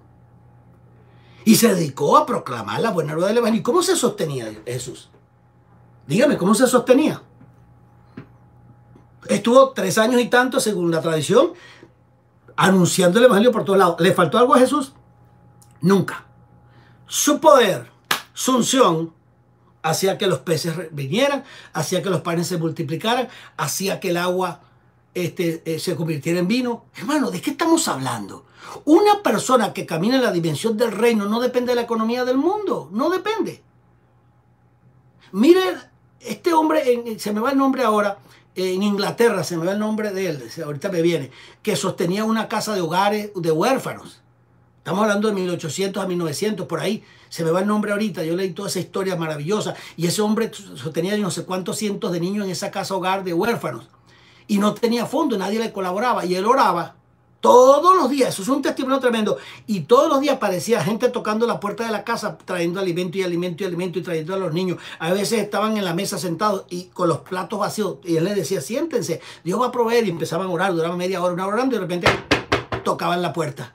Y era una persona que había traído el alimento. Y así duró décadas trabajando con los huérfanos y nunca les faltó la comida. ¿Qué nos está diciendo el Señor? Tenemos que sacar la mente de esclavitud, pero ¿cómo tú sacas la mente de esclavitud? Esa creencia religiosa que tienes, ese sistema que te impusieron, el sistema religioso o el mundo o Babilonia. ¿Cómo rompes el sistema babilónico en tu mente? Simplemente con la verdad. Conoceréis la verdad y la verdad os hará libre. Mientras tú no busques la verdad y busques que el Señor te la revele, tu mente siempre será una mente de esclavos. Esta gente tenía una mente de esclavos y el Señor les está diciendo, yo les estoy dando, mire, lo saqué y les dice ahí, por el desierto le di maná, le di las codornices, le di agua, no les falta nada. Sin embargo, todos los que salieron de Egipto murieron en el desierto, excepto Josué y Caleb y su familia. Todos perecieron en el desierto porque no le creyeron a Dios. La gente siguió con la mente de esclavo. Así va a pasar en la iglesia. El remanente que queda hoy día es poco porque el cuerpo ministerial y de los concilios de organizaciones y muchos ministros se adoptaron a la esclavitud de Babilonia y no pueden creer que no saliendo a la calle a trabajar 40 horas a la semana, 50 para ganarse la vida, pueden depender del Señor. Cuando el plan original del Señor no fue que nosotros trabajáramos la tierra ni nos quebráramos el pecho. El trabajo en lo que Dios nos hizo a nosotros fue para que estuviéramos con Él, fuésemos hijos del Rey de Reyes y estuviésemos en la casa del Rey y disfrutáramos de todos los beneficios. Dime tú, piensa en Inglaterra. Yo que vivía allá y conozco y hace poco estuve. La reina Isabel y sus hijos y sus nietos, que ahora está aspirando a ser el rey, el próximo rey William. Esa gente, ¿dónde trabajaron? Dime, ¿dónde trabajaron? En ninguna parte. Ellos estudian, hacen lo que quieren, pero tienen una herencia que se le da el reinado a ellos. Y a cada uno les tienen un palacio. A cada uno de esos hijos tienen un palacio que tiene 20, 30, 40. Una cosa gigantesca. Yo conozco bien la historia. Y si no ve la serie esta de Crown, La Corona, que está pasando por Netflix, sobre la reina. Y mira cómo funciona eso. Yo decía, Dios mío, ¿cómo es posible que nosotros hayamos sido llevados a una mente babilónica de esclavitud? Y no entendemos. Y los reinados que quedan nos muestran a nosotros cómo vive un rey. Cómo actúa un rey, cómo vive un hijo de un rey. Un hijo de un rey vive bajo unas estructuras muy diferentes a las tuyas y a las mías. Piensan diferente, actúan diferente porque son gente que tienen un reinado. Y Jesús vino a establecer un reino, no un sistema religioso. Y para cambiar la mentalidad religiosa a una mentalidad de reino, hay que pasar un proceso como el que pasó Israel en el desierto. Yo los tengo que probar ustedes, procesarlos para que ustedes entiendan qué fue la parte original, cómo es mi diseño original para ustedes. Nosotros se nos olvidó. Algunos, a otros nunca han conocido lo que es el diseño original del reino de Dios en el Edén. ¿Cuál es el diseño original de Dios para el hombre en el Edén? ¿Dónde está ese diseño? Se desdibujó desde la caída. 4000 años vino Yeshua como el Hijo del Hombre. ¿Y qué fue lo primero que empezó a enseñar? ¿De qué habló? Vengo a proclamar un reino, el reino de Dios en la tierra. Padre nuestro que estás en los cielos, santificado sea tu nombre. Vénganos tu reino. ¿Cuál es el mensaje de Jesús? Que Él está trayendo un reino. ¿Por qué está trayendo un reino? Porque el plan original de Dios fue un reino para nosotros. Somos hijos de reyes para vivir en ese nivel. Pero la mentalidad de esclavitud que tenemos, de miseria y de ruina, no nos deja ver la dimensión del espíritu. Dios... La razón por la cual nos manda a evangelizar y a trabajar es para sacar a la gente de la esclavitud de Babilonia y que vivamos y pensemos como reyes. Él es rey de reyes, tú y yo. Él es rey de reyes, señor de señores. Gran sumo sacerdote de sacerdotes. Ubícate. Pero claro, una persona que vive bajo la esclavitud, yo digo esto y dice, ese doctor Porra lo que está es loco, tostado. Ese tipo tiene una cucaracha bailando rock and roll en la cabeza. Dígame eso ahora, y que somos reyes y que tenemos que vivir millonarios y tenemos que vivir... Hermano, yo no sé en qué Biblia estás leyendo tú. Si estás leyendo la católica, la mormona o la de los testigos de Jehová. Pero esta Biblia que está aquí dice que yo soy ciudadano de un reino, que hay un reino, que hay un rey, que yo soy un ciudadano de un reino, que yo tengo una legislación que está aquí, que me dice lo que yo soy, y un territorio que es la tierra, donde se establece el reino de Dios. Y Jesús no viene a establecer un sistema religioso, ni pobreza, ni miseria. Mire, el comunismo, termino con esto, porque no quisiera ni terminar. Mire lo que es el reino de Dios y mira lo que es el comunismo. Le voy a hacer una comparación porque mucha gente que está en las iglesias y pastores tienen una mentalidad comunista, socialista y no bíblica. ¿Cuál es el pensamiento comunista? ¿Cuál es el pensamiento socialista? ¿Qué dijo Lenin? ¿Qué dijo Vladimir Lenin? Mire, yo le voy a leer algo de lo que el comunismo, los postulados básicos del comunismo, y le voy a hacer una comparación breve. Escúcheme. El socialismo es un capitalismo de Estado. Si es que usted entiende un poquito los términos. Un capitalismo de Estado, o sea, en un socialismo todo debe ser estatizado. O sea, el gobierno maneja la propiedad, los bienes del Estado, el gobierno socialista lo maneja y lo distribuye como ellos piensan que debe distribuirse, el socialismo de Estado. Entonces, eso es un capitalismo de Estado, o una dictadura o tiranía, que se convierte simplemente en una dictadura o tiranía. Mire esto. Ese socialismo o capitalismo de Estado que planteó Karl Marx, porque ese fue el postulado de Karl Marx, fue el socialismo, no el comunismo. Karl Marx, y escúchame los que son comunistas, Karl Marx nunca estuvo de acuerdo con esa ideología del comunismo. Karl Marx no planteó la ideología del comunismo. Karl Marx odiaba las ideologías. Y por eso fue que se arremetió contra el capitalismo, porque él consideraba que eso era una ideología. Y convirtieron a Karl Marx, entre comillas, en comunista con una ideología cuando Karl Marx se oponía a esas ideologías. Mira qué paradoja esa. Pero escúcheme bien. El socialismo al final se convierte en una dictadura tiránica que daría paso a lo que es luego el comunismo. Escuche esto. Socialismo es donde el Estado, ¿verdad? Es donde el Estado toma control de todos los medios de producción para alcanzar más rápidamente los objetivos comunistas. ¿Qué es el socialismo? El socialismo es donde el Estado porque se estatiza todo, el Estado toma control de todos los medios de producción para alcanzar más rápidamente los objetivos comunistas. Quiere decir que el socialismo de Karl Marx es utilizado muy tergiversadamente para llevar eso a un comunismo, cosa que no fue la idea original de Karl Marx. Esa no fue la idea original de Karl Marx, el comunismo. La idea original de Karl Marx era un socialismo de Estado, pero con unas miras diferentes, no ideológicas. Y esto, yo sé que golpea mucho a los comunistas, esto que estoy diciendo, porque esa es la verdad verdadera. Entonces, cuando hablamos de socialismo, ¿verdad? Toma los medios de producción con el propósito de lograr los objetivos al final comunistas. Vladimir Lenin, Mao Zedong o Mao Zedong, como se escribe verdaderamente, y Pol Pot, por ejemplo, esos tres grandes líderes comunistas del mundo, Vladimir Lenin, Mao Zedong o Mao Zedong, ¿verdad? Y Pol Pot, ¿verdad? Fueron de los primeros que caminaron en ese socialismo y llegaron a ese comunismo.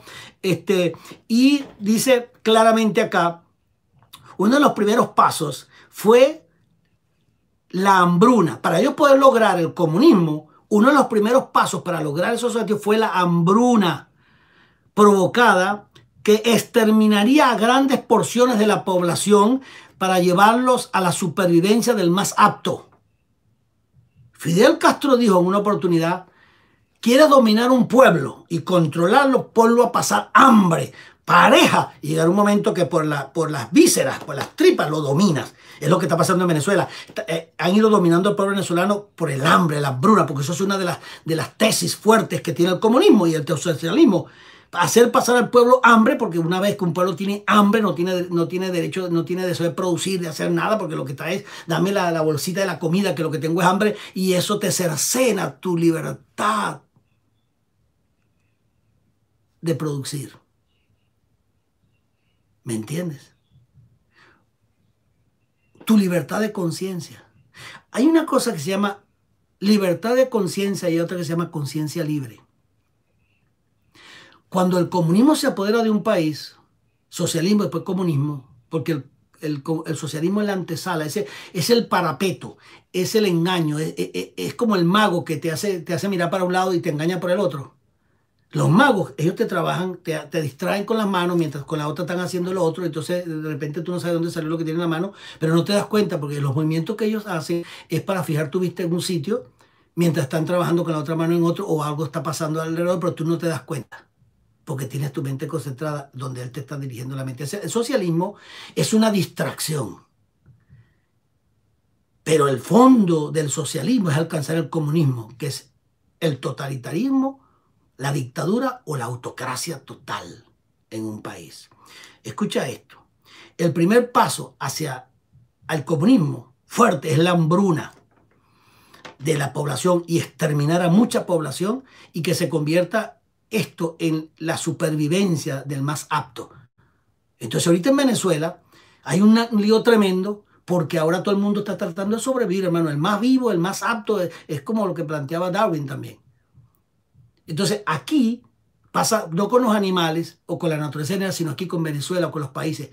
Quienes sean más aptos, ¿aptos por qué? Porque se unen al comunismo, porque ven que no hay otra forma sino sujetarse a la dictadura, buscarse amigotes por aquí, amiguitos por allá para tratar de sobrevivir. Entonces es la supervivencia del más apto, el más vivo. Bajo un intenso miedo a través del canibalismo y la corrupción. Eso, así trabaja el comunismo. Pero ahora escuche esto. Lenin, que quedó registrado en el libro negro del comunismo. Mira lo que dijo Lenin. Dijo sobre esas atrocidades que habían cometido en Rusia cuando él, creo que estaba en Inglaterra, cuando asesinaron a Nicolás II en Rusia y le mataron a toda la familia de Rusia, lo fusilaron y voló, Lenin creo que estaba en Inglaterra, en Suiza, a Rusia y empezó a tratar de ver cómo se quedaba con el poder y pedía postergación y postergación y postergación. Fue muy listo porque eso es lo que hacen los comunistas. Los comunistas siempre están pidiendo postergación de tiempo para poder planear sus cosas. Así pasó en Venezuela, con Chávez, ahora con Maduro. Yo recuerdo cuando estaba en Venezuela hace 3, 4 años, como cada vez que había un lío, ellos decían, bueno, pero vamos a sentarnos, vamos a dialogar, vamos a darle un plazo a esto. Entonces le daban un plazo de 2, 3, 4 meses, pero era para ellos reinventarse, reprogramarse, reagruparse, a ver cuál era la trampa que iban a hacer. Así trabajan los comunistas. Siempre están pidiendo tiempo para reprogramarse. Eso hizo Lenin. Fue allá, las elecciones iban a ser en un mes y él logró suspender las elecciones en Rusia, porque él no estaba participando, pero juntó gente de todos lados, pidieron y pidieron hasta que postergaron 8 meses las elecciones, porque él no estaba participando. Logró integrarse a las elecciones y ganó las elecciones, hizo trampa, hizo de todo y se quedó con Rusia. Estamos hablando de Vladimir Lenin. Yo leí la historia. Leí toda la historia de la revolución bolchevique. Entonces, a mí no me venga con cuentos. Yo sé lo que leí y sé lo que estoy entendiendo.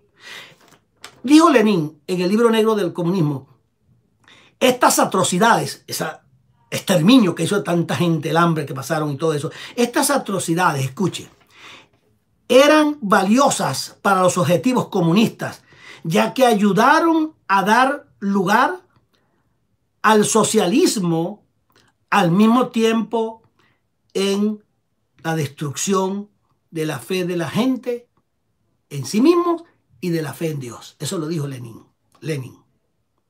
Que las atrocidades que habían cometido, los tremendos crímenes, porque donde ha estado el comunismo ha matado desde que comenzó a funcionar ya en 1917, 18, que se estableció en Rusia, 19, 20, que se estableció hasta en nuestros días, que son, estamos hablando de 80, 90, alrededor de 100 años ya, calculo yo.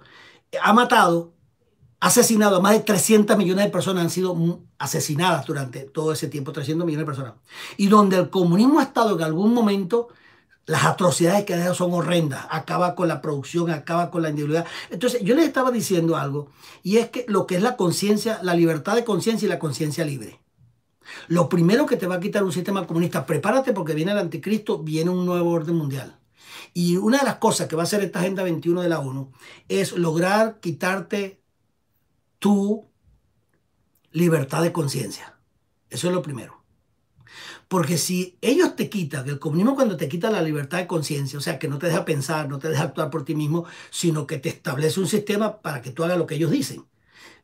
Y te plantean una filosofía muy comunista, por eso viene la palabra comunismo de comuna, el bien común. Y dicen que Jesús era comunista. Ahora, yo me hago una pregunta.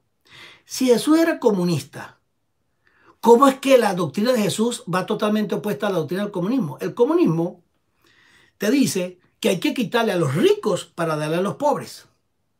Óyeme bien, que todos estos ricos hay que quitarle las riquezas, gente que tienen dones, capacidades, trabajo, potencial, y que el dinero que han hecho en la mayoría de los casos, gente muy trabajadora. En nuestros países yo veo gente que han hecho trabajo duro, que tienen tremendos talentos, tremendos dones, y sus dones y sus talentos pues lo han llevado a producir, no han robado a nadie. Se dan casos de gente sí que ha estafado, pero eso son las excepciones. Gente que trabaja y que se hace millonaria por su trabajo. Aquí en Estados Unidos tenemos mucha gente que son millonarias, pero no robaron a nadie. Lo hicieron con su trabajo. Por ejemplo, Jeff Bezos, por ejemplo.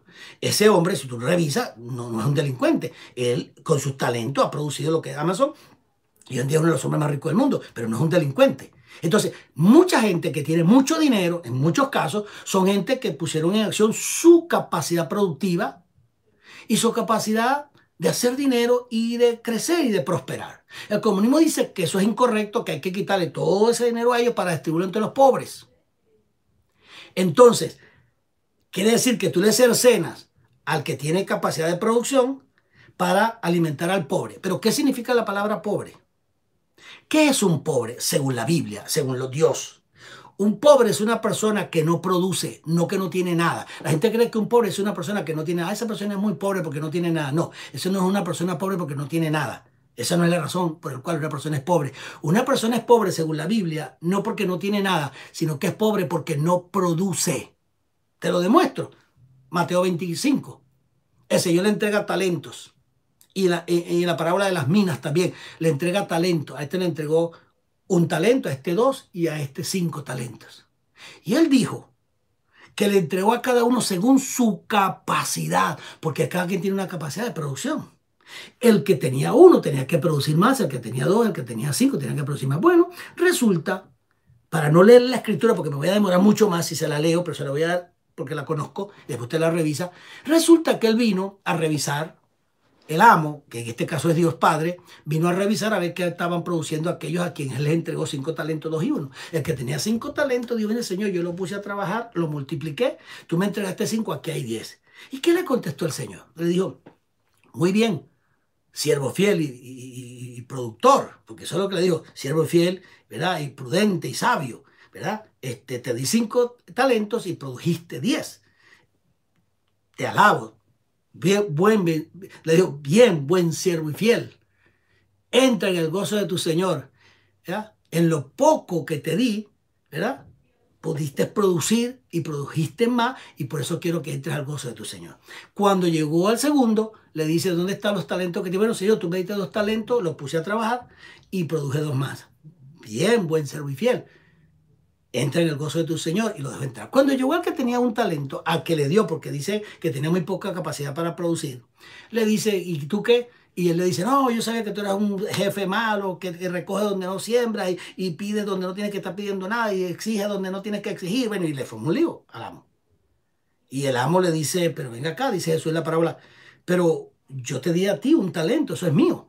Y tú tenías que producir. ¿No se te ocurrió en vez de enterrarlo? No, yo lo enterré porque yo pensé que tú eras un hombre malo, punto.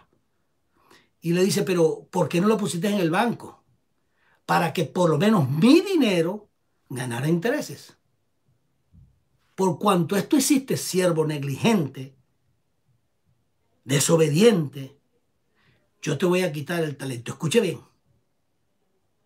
Quítenle el talento y escucha. désenlo, désenlo, se lo van a dar al que tiene más, porque el que tiene más lo va a poner a producir, mientras este que tenía poco no produjo nada. Entonces se lo van a dar al que produce más. Entonces el Señor se lo quitó al que no produjo nada y se lo dio al que más tenía. ¿Por qué? Porque producía más. El Señor no iba a poner su dinero en manos de una persona que no produce. Entonces, dentro del contexto del Evangelio, el Señor le quita al que no tiene nada y al que no produce nada para dárselo al que produce más. Entonces el problema de la pobreza no es un problema de que no tiene, es que no produce, son vagos o tienen un pensamiento de que tú eres malo y viven con una mente esclavizada a Babilonia.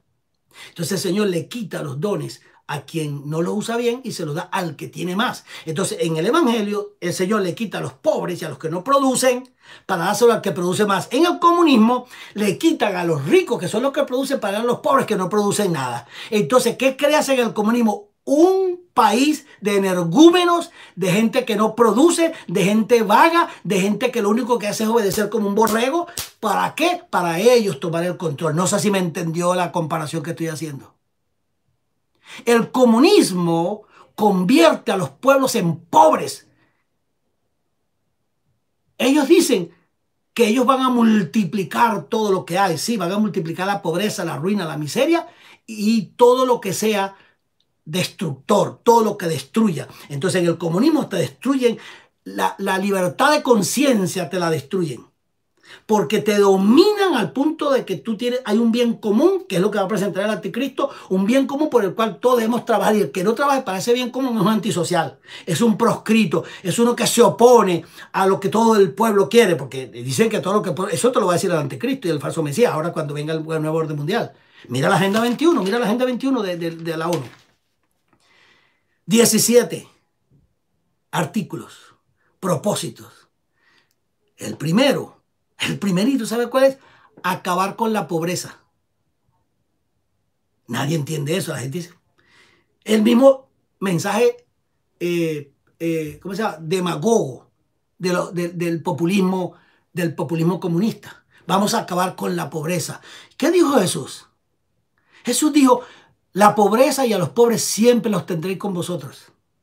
O sea que eso va en contra de la tesis de Jesús. Los pobres siempre los tendréis con vosotros. ¿Qué significa los pobres siempre los tendréis? Los pobres, aquellas personas que no quieren producir, que son vagos, que no hacen lo que tienen que hacer, siempre lo van a tener con vosotros. Dijo Jesús. Y esta gente en la Agenda 21, el primer propósito que tienen de la Agenda 21, para tener una sociedad que se supla a sí misma y que tenga todo el bien común y que sea en función de toda la comunidad, dice que van a acabar con la pobreza. Pero ¿cómo tú vas a acabar con la pobreza? Para poder acabar con la pobreza, tú tienes que enseñarle a la gente a producir. Porque lo único que acaba la pobreza es que la persona se convierte en un productor. El Señor creó al hombre para producir. Las semillas producen, los árboles producen. Todo lo que Dios creó es para que se multiplique. Te vas a reproducir, te vas a multiplicar, vas a llenar la tierra, la vas a sojuzgar y la vas a gobernar. Los 5 mandamientos que Dios le dio al Señor. Produce, produce, produce.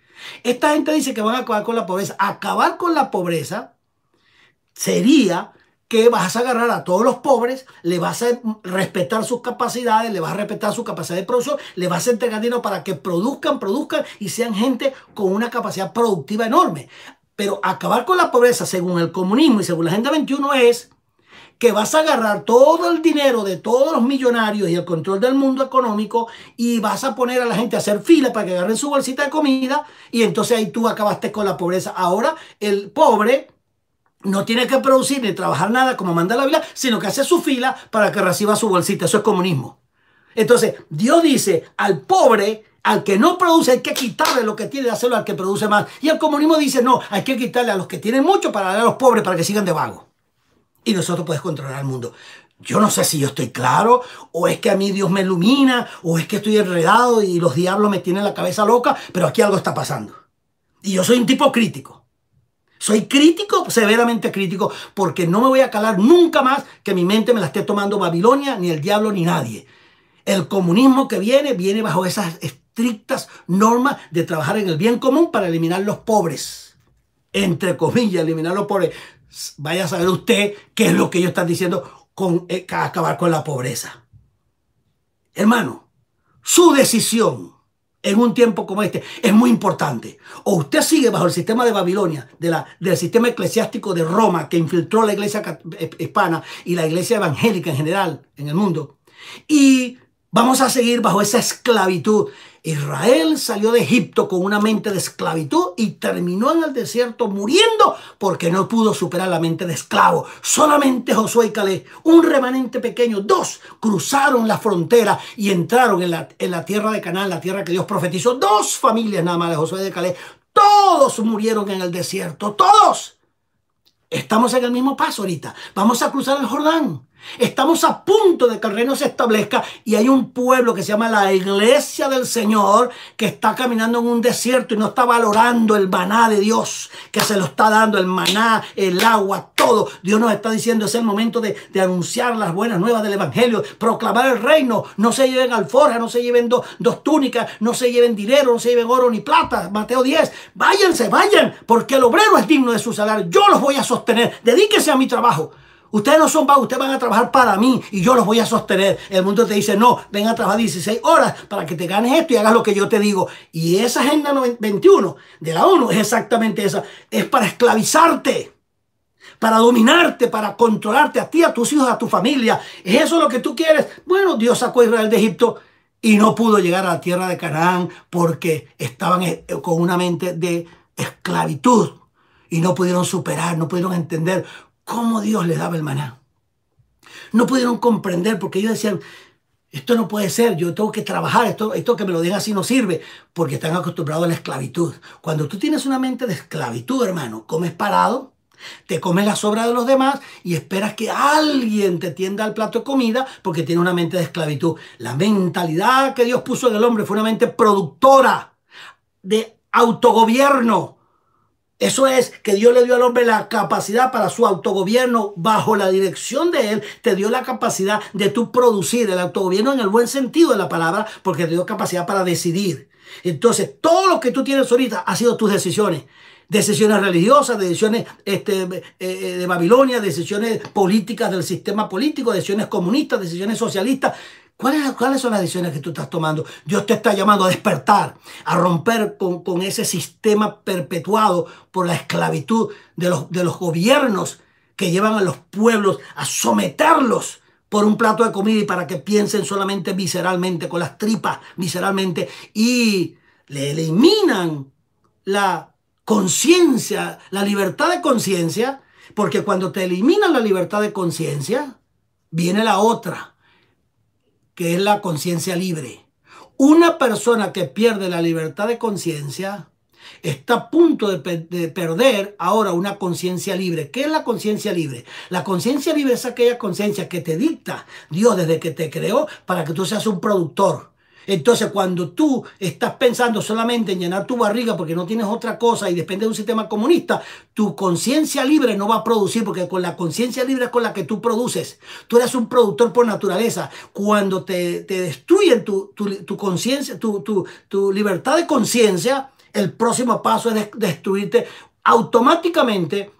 Se te empieza a destruir la conciencia libre. La conciencia libre es toda conciencia que tiene todo ser humano y capacidad de producir. Pero si tienes una conciencia, una libertad de conciencia cercenada, la conciencia libre no te funciona. ¿Por qué no te va a funcionar? Porque una vez que no tienes que comer, no puedes producir.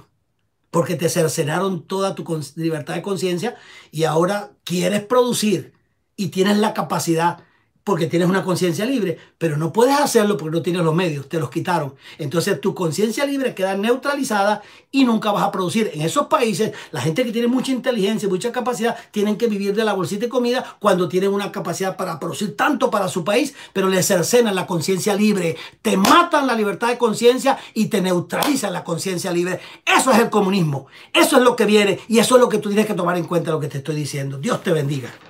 Gloria sea a Dios, aleluya. Estoy contento, estoy agradecido de Dios por haber abierto mi conciencia, haberme abierto su verdad para anunciarla y no predicar religión o anunciar o enseñar religión, ni dogmas, ni tradiciones de hombres. Yo estoy por la verdad y conoceréis la verdad y la verdad os hará libres. Mil bendiciones a todos. Escríbame, por favor. Mi teléfono 786-691-6601. Dígame, doctor Porras. Anóteme en su lista de difusión. Yo quiero estudiar con usted, quiero prepararme, quiero recuperar mi libertad de conciencia y quiero poner a actuar mi conciencia libre para producir y no estar bajo un sistema babilónico de esclavitud, y mucho menos bajo el imperio del mal que se va a establecer con el anticristo, el falso profeta y esta Agenda 21 de la ONU que viene a acabar y a esclavizar al mundo entero. Y la están metiendo tan suavecita esa agenda, hermano, que ya todos los países, 179 países ya se suscribieron a esa agenda y están siendo dominados por ese monstruo que se llama la ONU. Lamentablemente, lamentablemente. Abra sus ojos espirituales. Tenga un encuentro con el Señor. Deshágase de la religión. No pertenezca más al sistema religioso. Usted tenga una relación con el Señor. Lea la palabra, ayune, ore. Señor, revélateme. Y sea muy cuidadoso en todo lo que recibe y todo lo que va a hacer. Muy cuidadoso para que Dios pueda iluminarle, libertarle y usted se convierta en un instrumento en la mano de Dios para grandes cosas. Escríbame 786-691-6601. Me escribe, yo lo añado a la lista de difusión, le mando información y recuérdese que para noviembre tengo 2 diplomados que voy a dar. La carrera ministerial, escúcheme bien, ya la grabé, ya la di hace meses atrás, y el que se inscribe en la carrera ministerial en el siglo XXI, mire cómo va a funcionar ese diplomado de la carrera ministerial. Va a funcionar de esta manera. Usted se va a inscribir. Una vez que usted se inscriba, yo le voy a explicar que usted se le va a dar un código para que usted accese a la plataforma de mi página web, que es puede ingresar www.estudiosministeriales.org, estudiosministeriales.org. Accese a mi plataforma, ahí están todos los diplomados.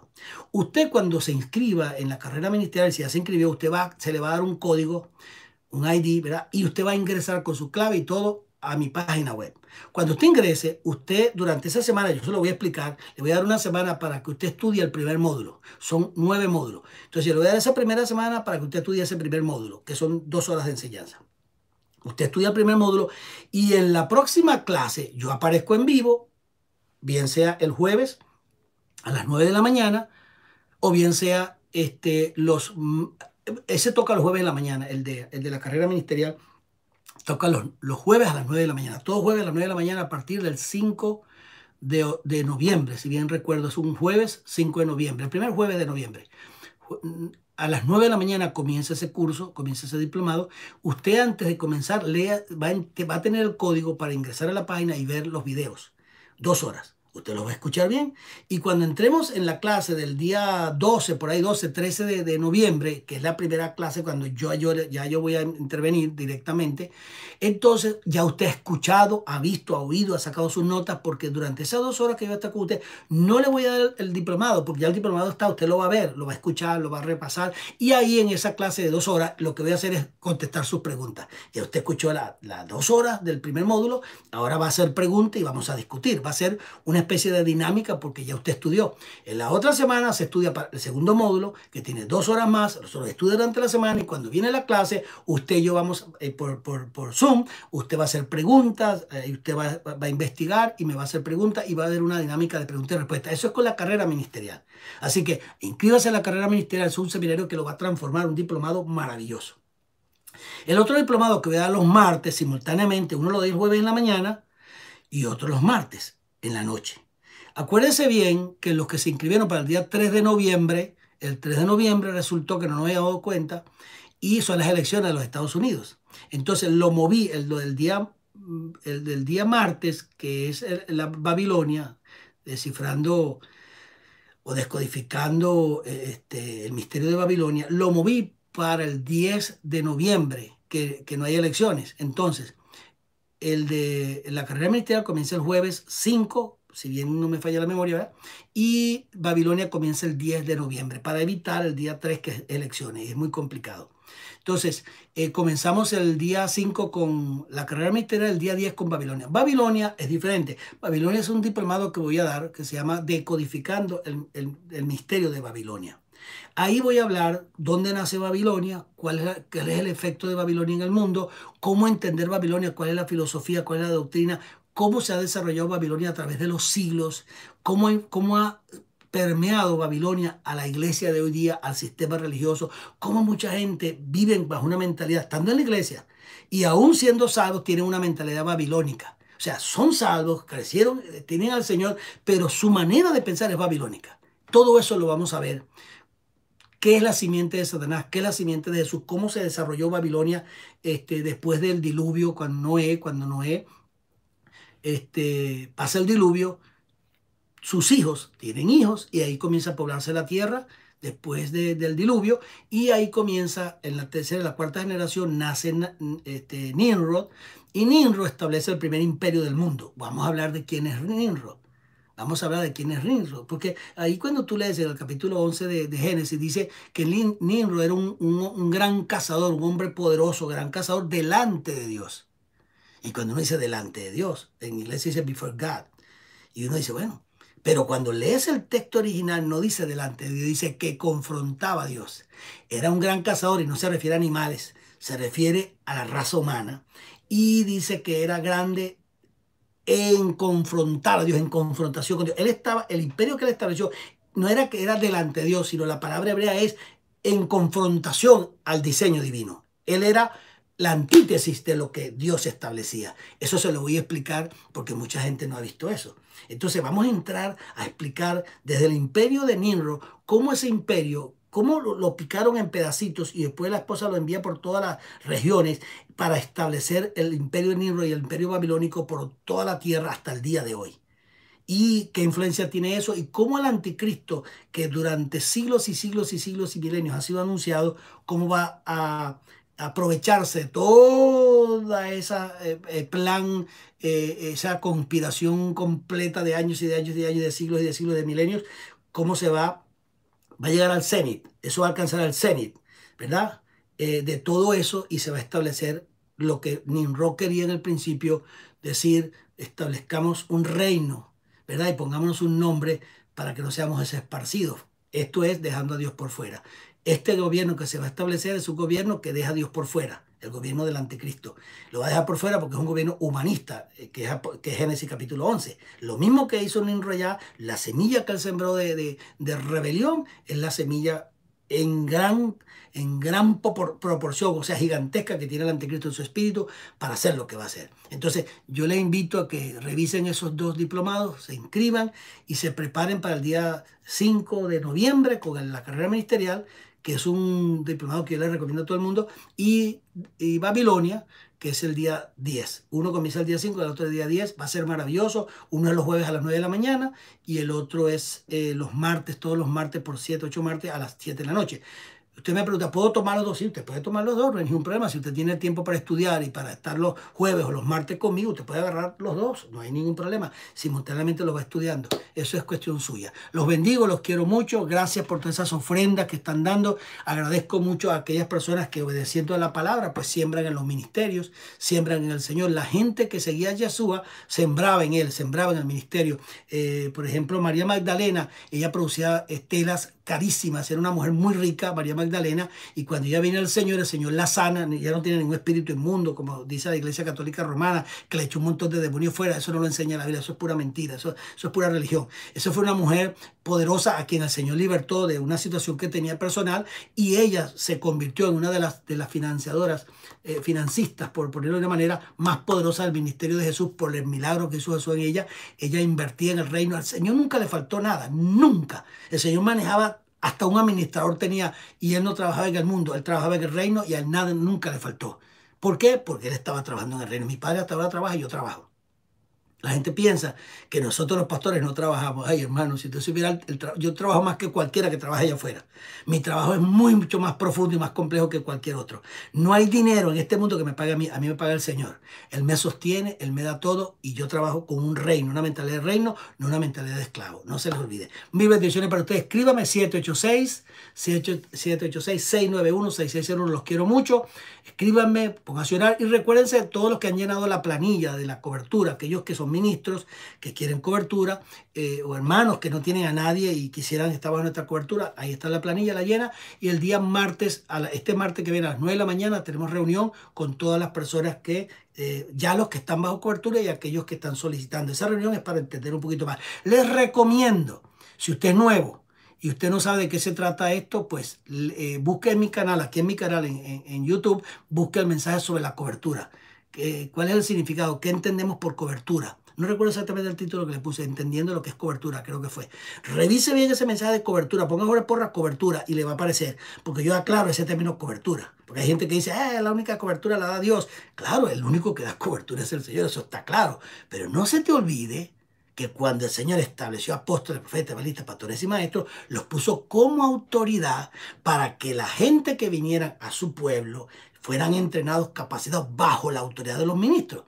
¿Y qué es autoridad? Autoridad es la cobertura bajo la que tú estás. Toda persona que está en una empresa está bajo una cobertura de autoridad. Toda persona que está en una universidad está bajo la cobertura de esa universidad porque tienes que sujetarte a las leyes de la universidad, del empleo, del trabajo, aún de la casa. En la casa, yo soy la cobertura de mi casa porque yo soy la autoridad. La palabra cobertura para mí lo que significa es la autoridad. Yo uso la palabra cobertura como un sinónimo de autoridad, estar bajo autoridad. El Señor dijo en Romanos 13 que estaban las autoridades puestas por Dios para someternos a ellas y obedecerlas.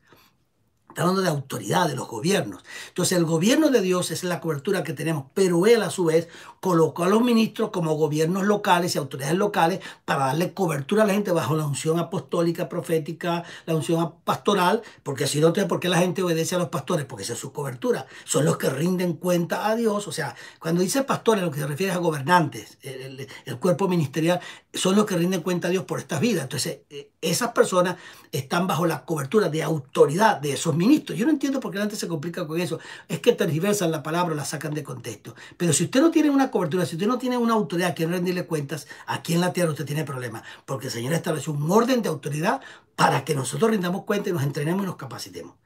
Si usted no lo quiere entender así, pregúnteselo a Jesús, que cuando fue iniciado su ministerio, se fue a la autoridad máxima que había en ese momento en Israel, que era Juan el Bautista, Juan el Purificador, y Juan fue quien purificó, hizo el acto de purificación a Jesús, y fue Juan quien le entregó el manto, y el cielo se abrió porque Jesús se sujetó a la cobertura espiritual que había en ese momento, que era Juan. Tenía que sujetarse porque tenía que cumplir toda justicia. Si no lo entiende, pues siga en su rebelión, que yo sigo bajo mi cobertura de Dios y de la palabra. Los quiero mucho, muy buenas tardes, muchas bendiciones, cuídense, y adelante, que este mensaje usted lo pueda publicar, enviar, repetir a muchos. Compártalo para que la gente crezca en el Señor. Mil bendiciones para todos. Los quiero mucho. Un gran abrazo. Nos vemos el domingo a las 9 de la mañana. Bye bye. Chao, chao. Los quiero mucho.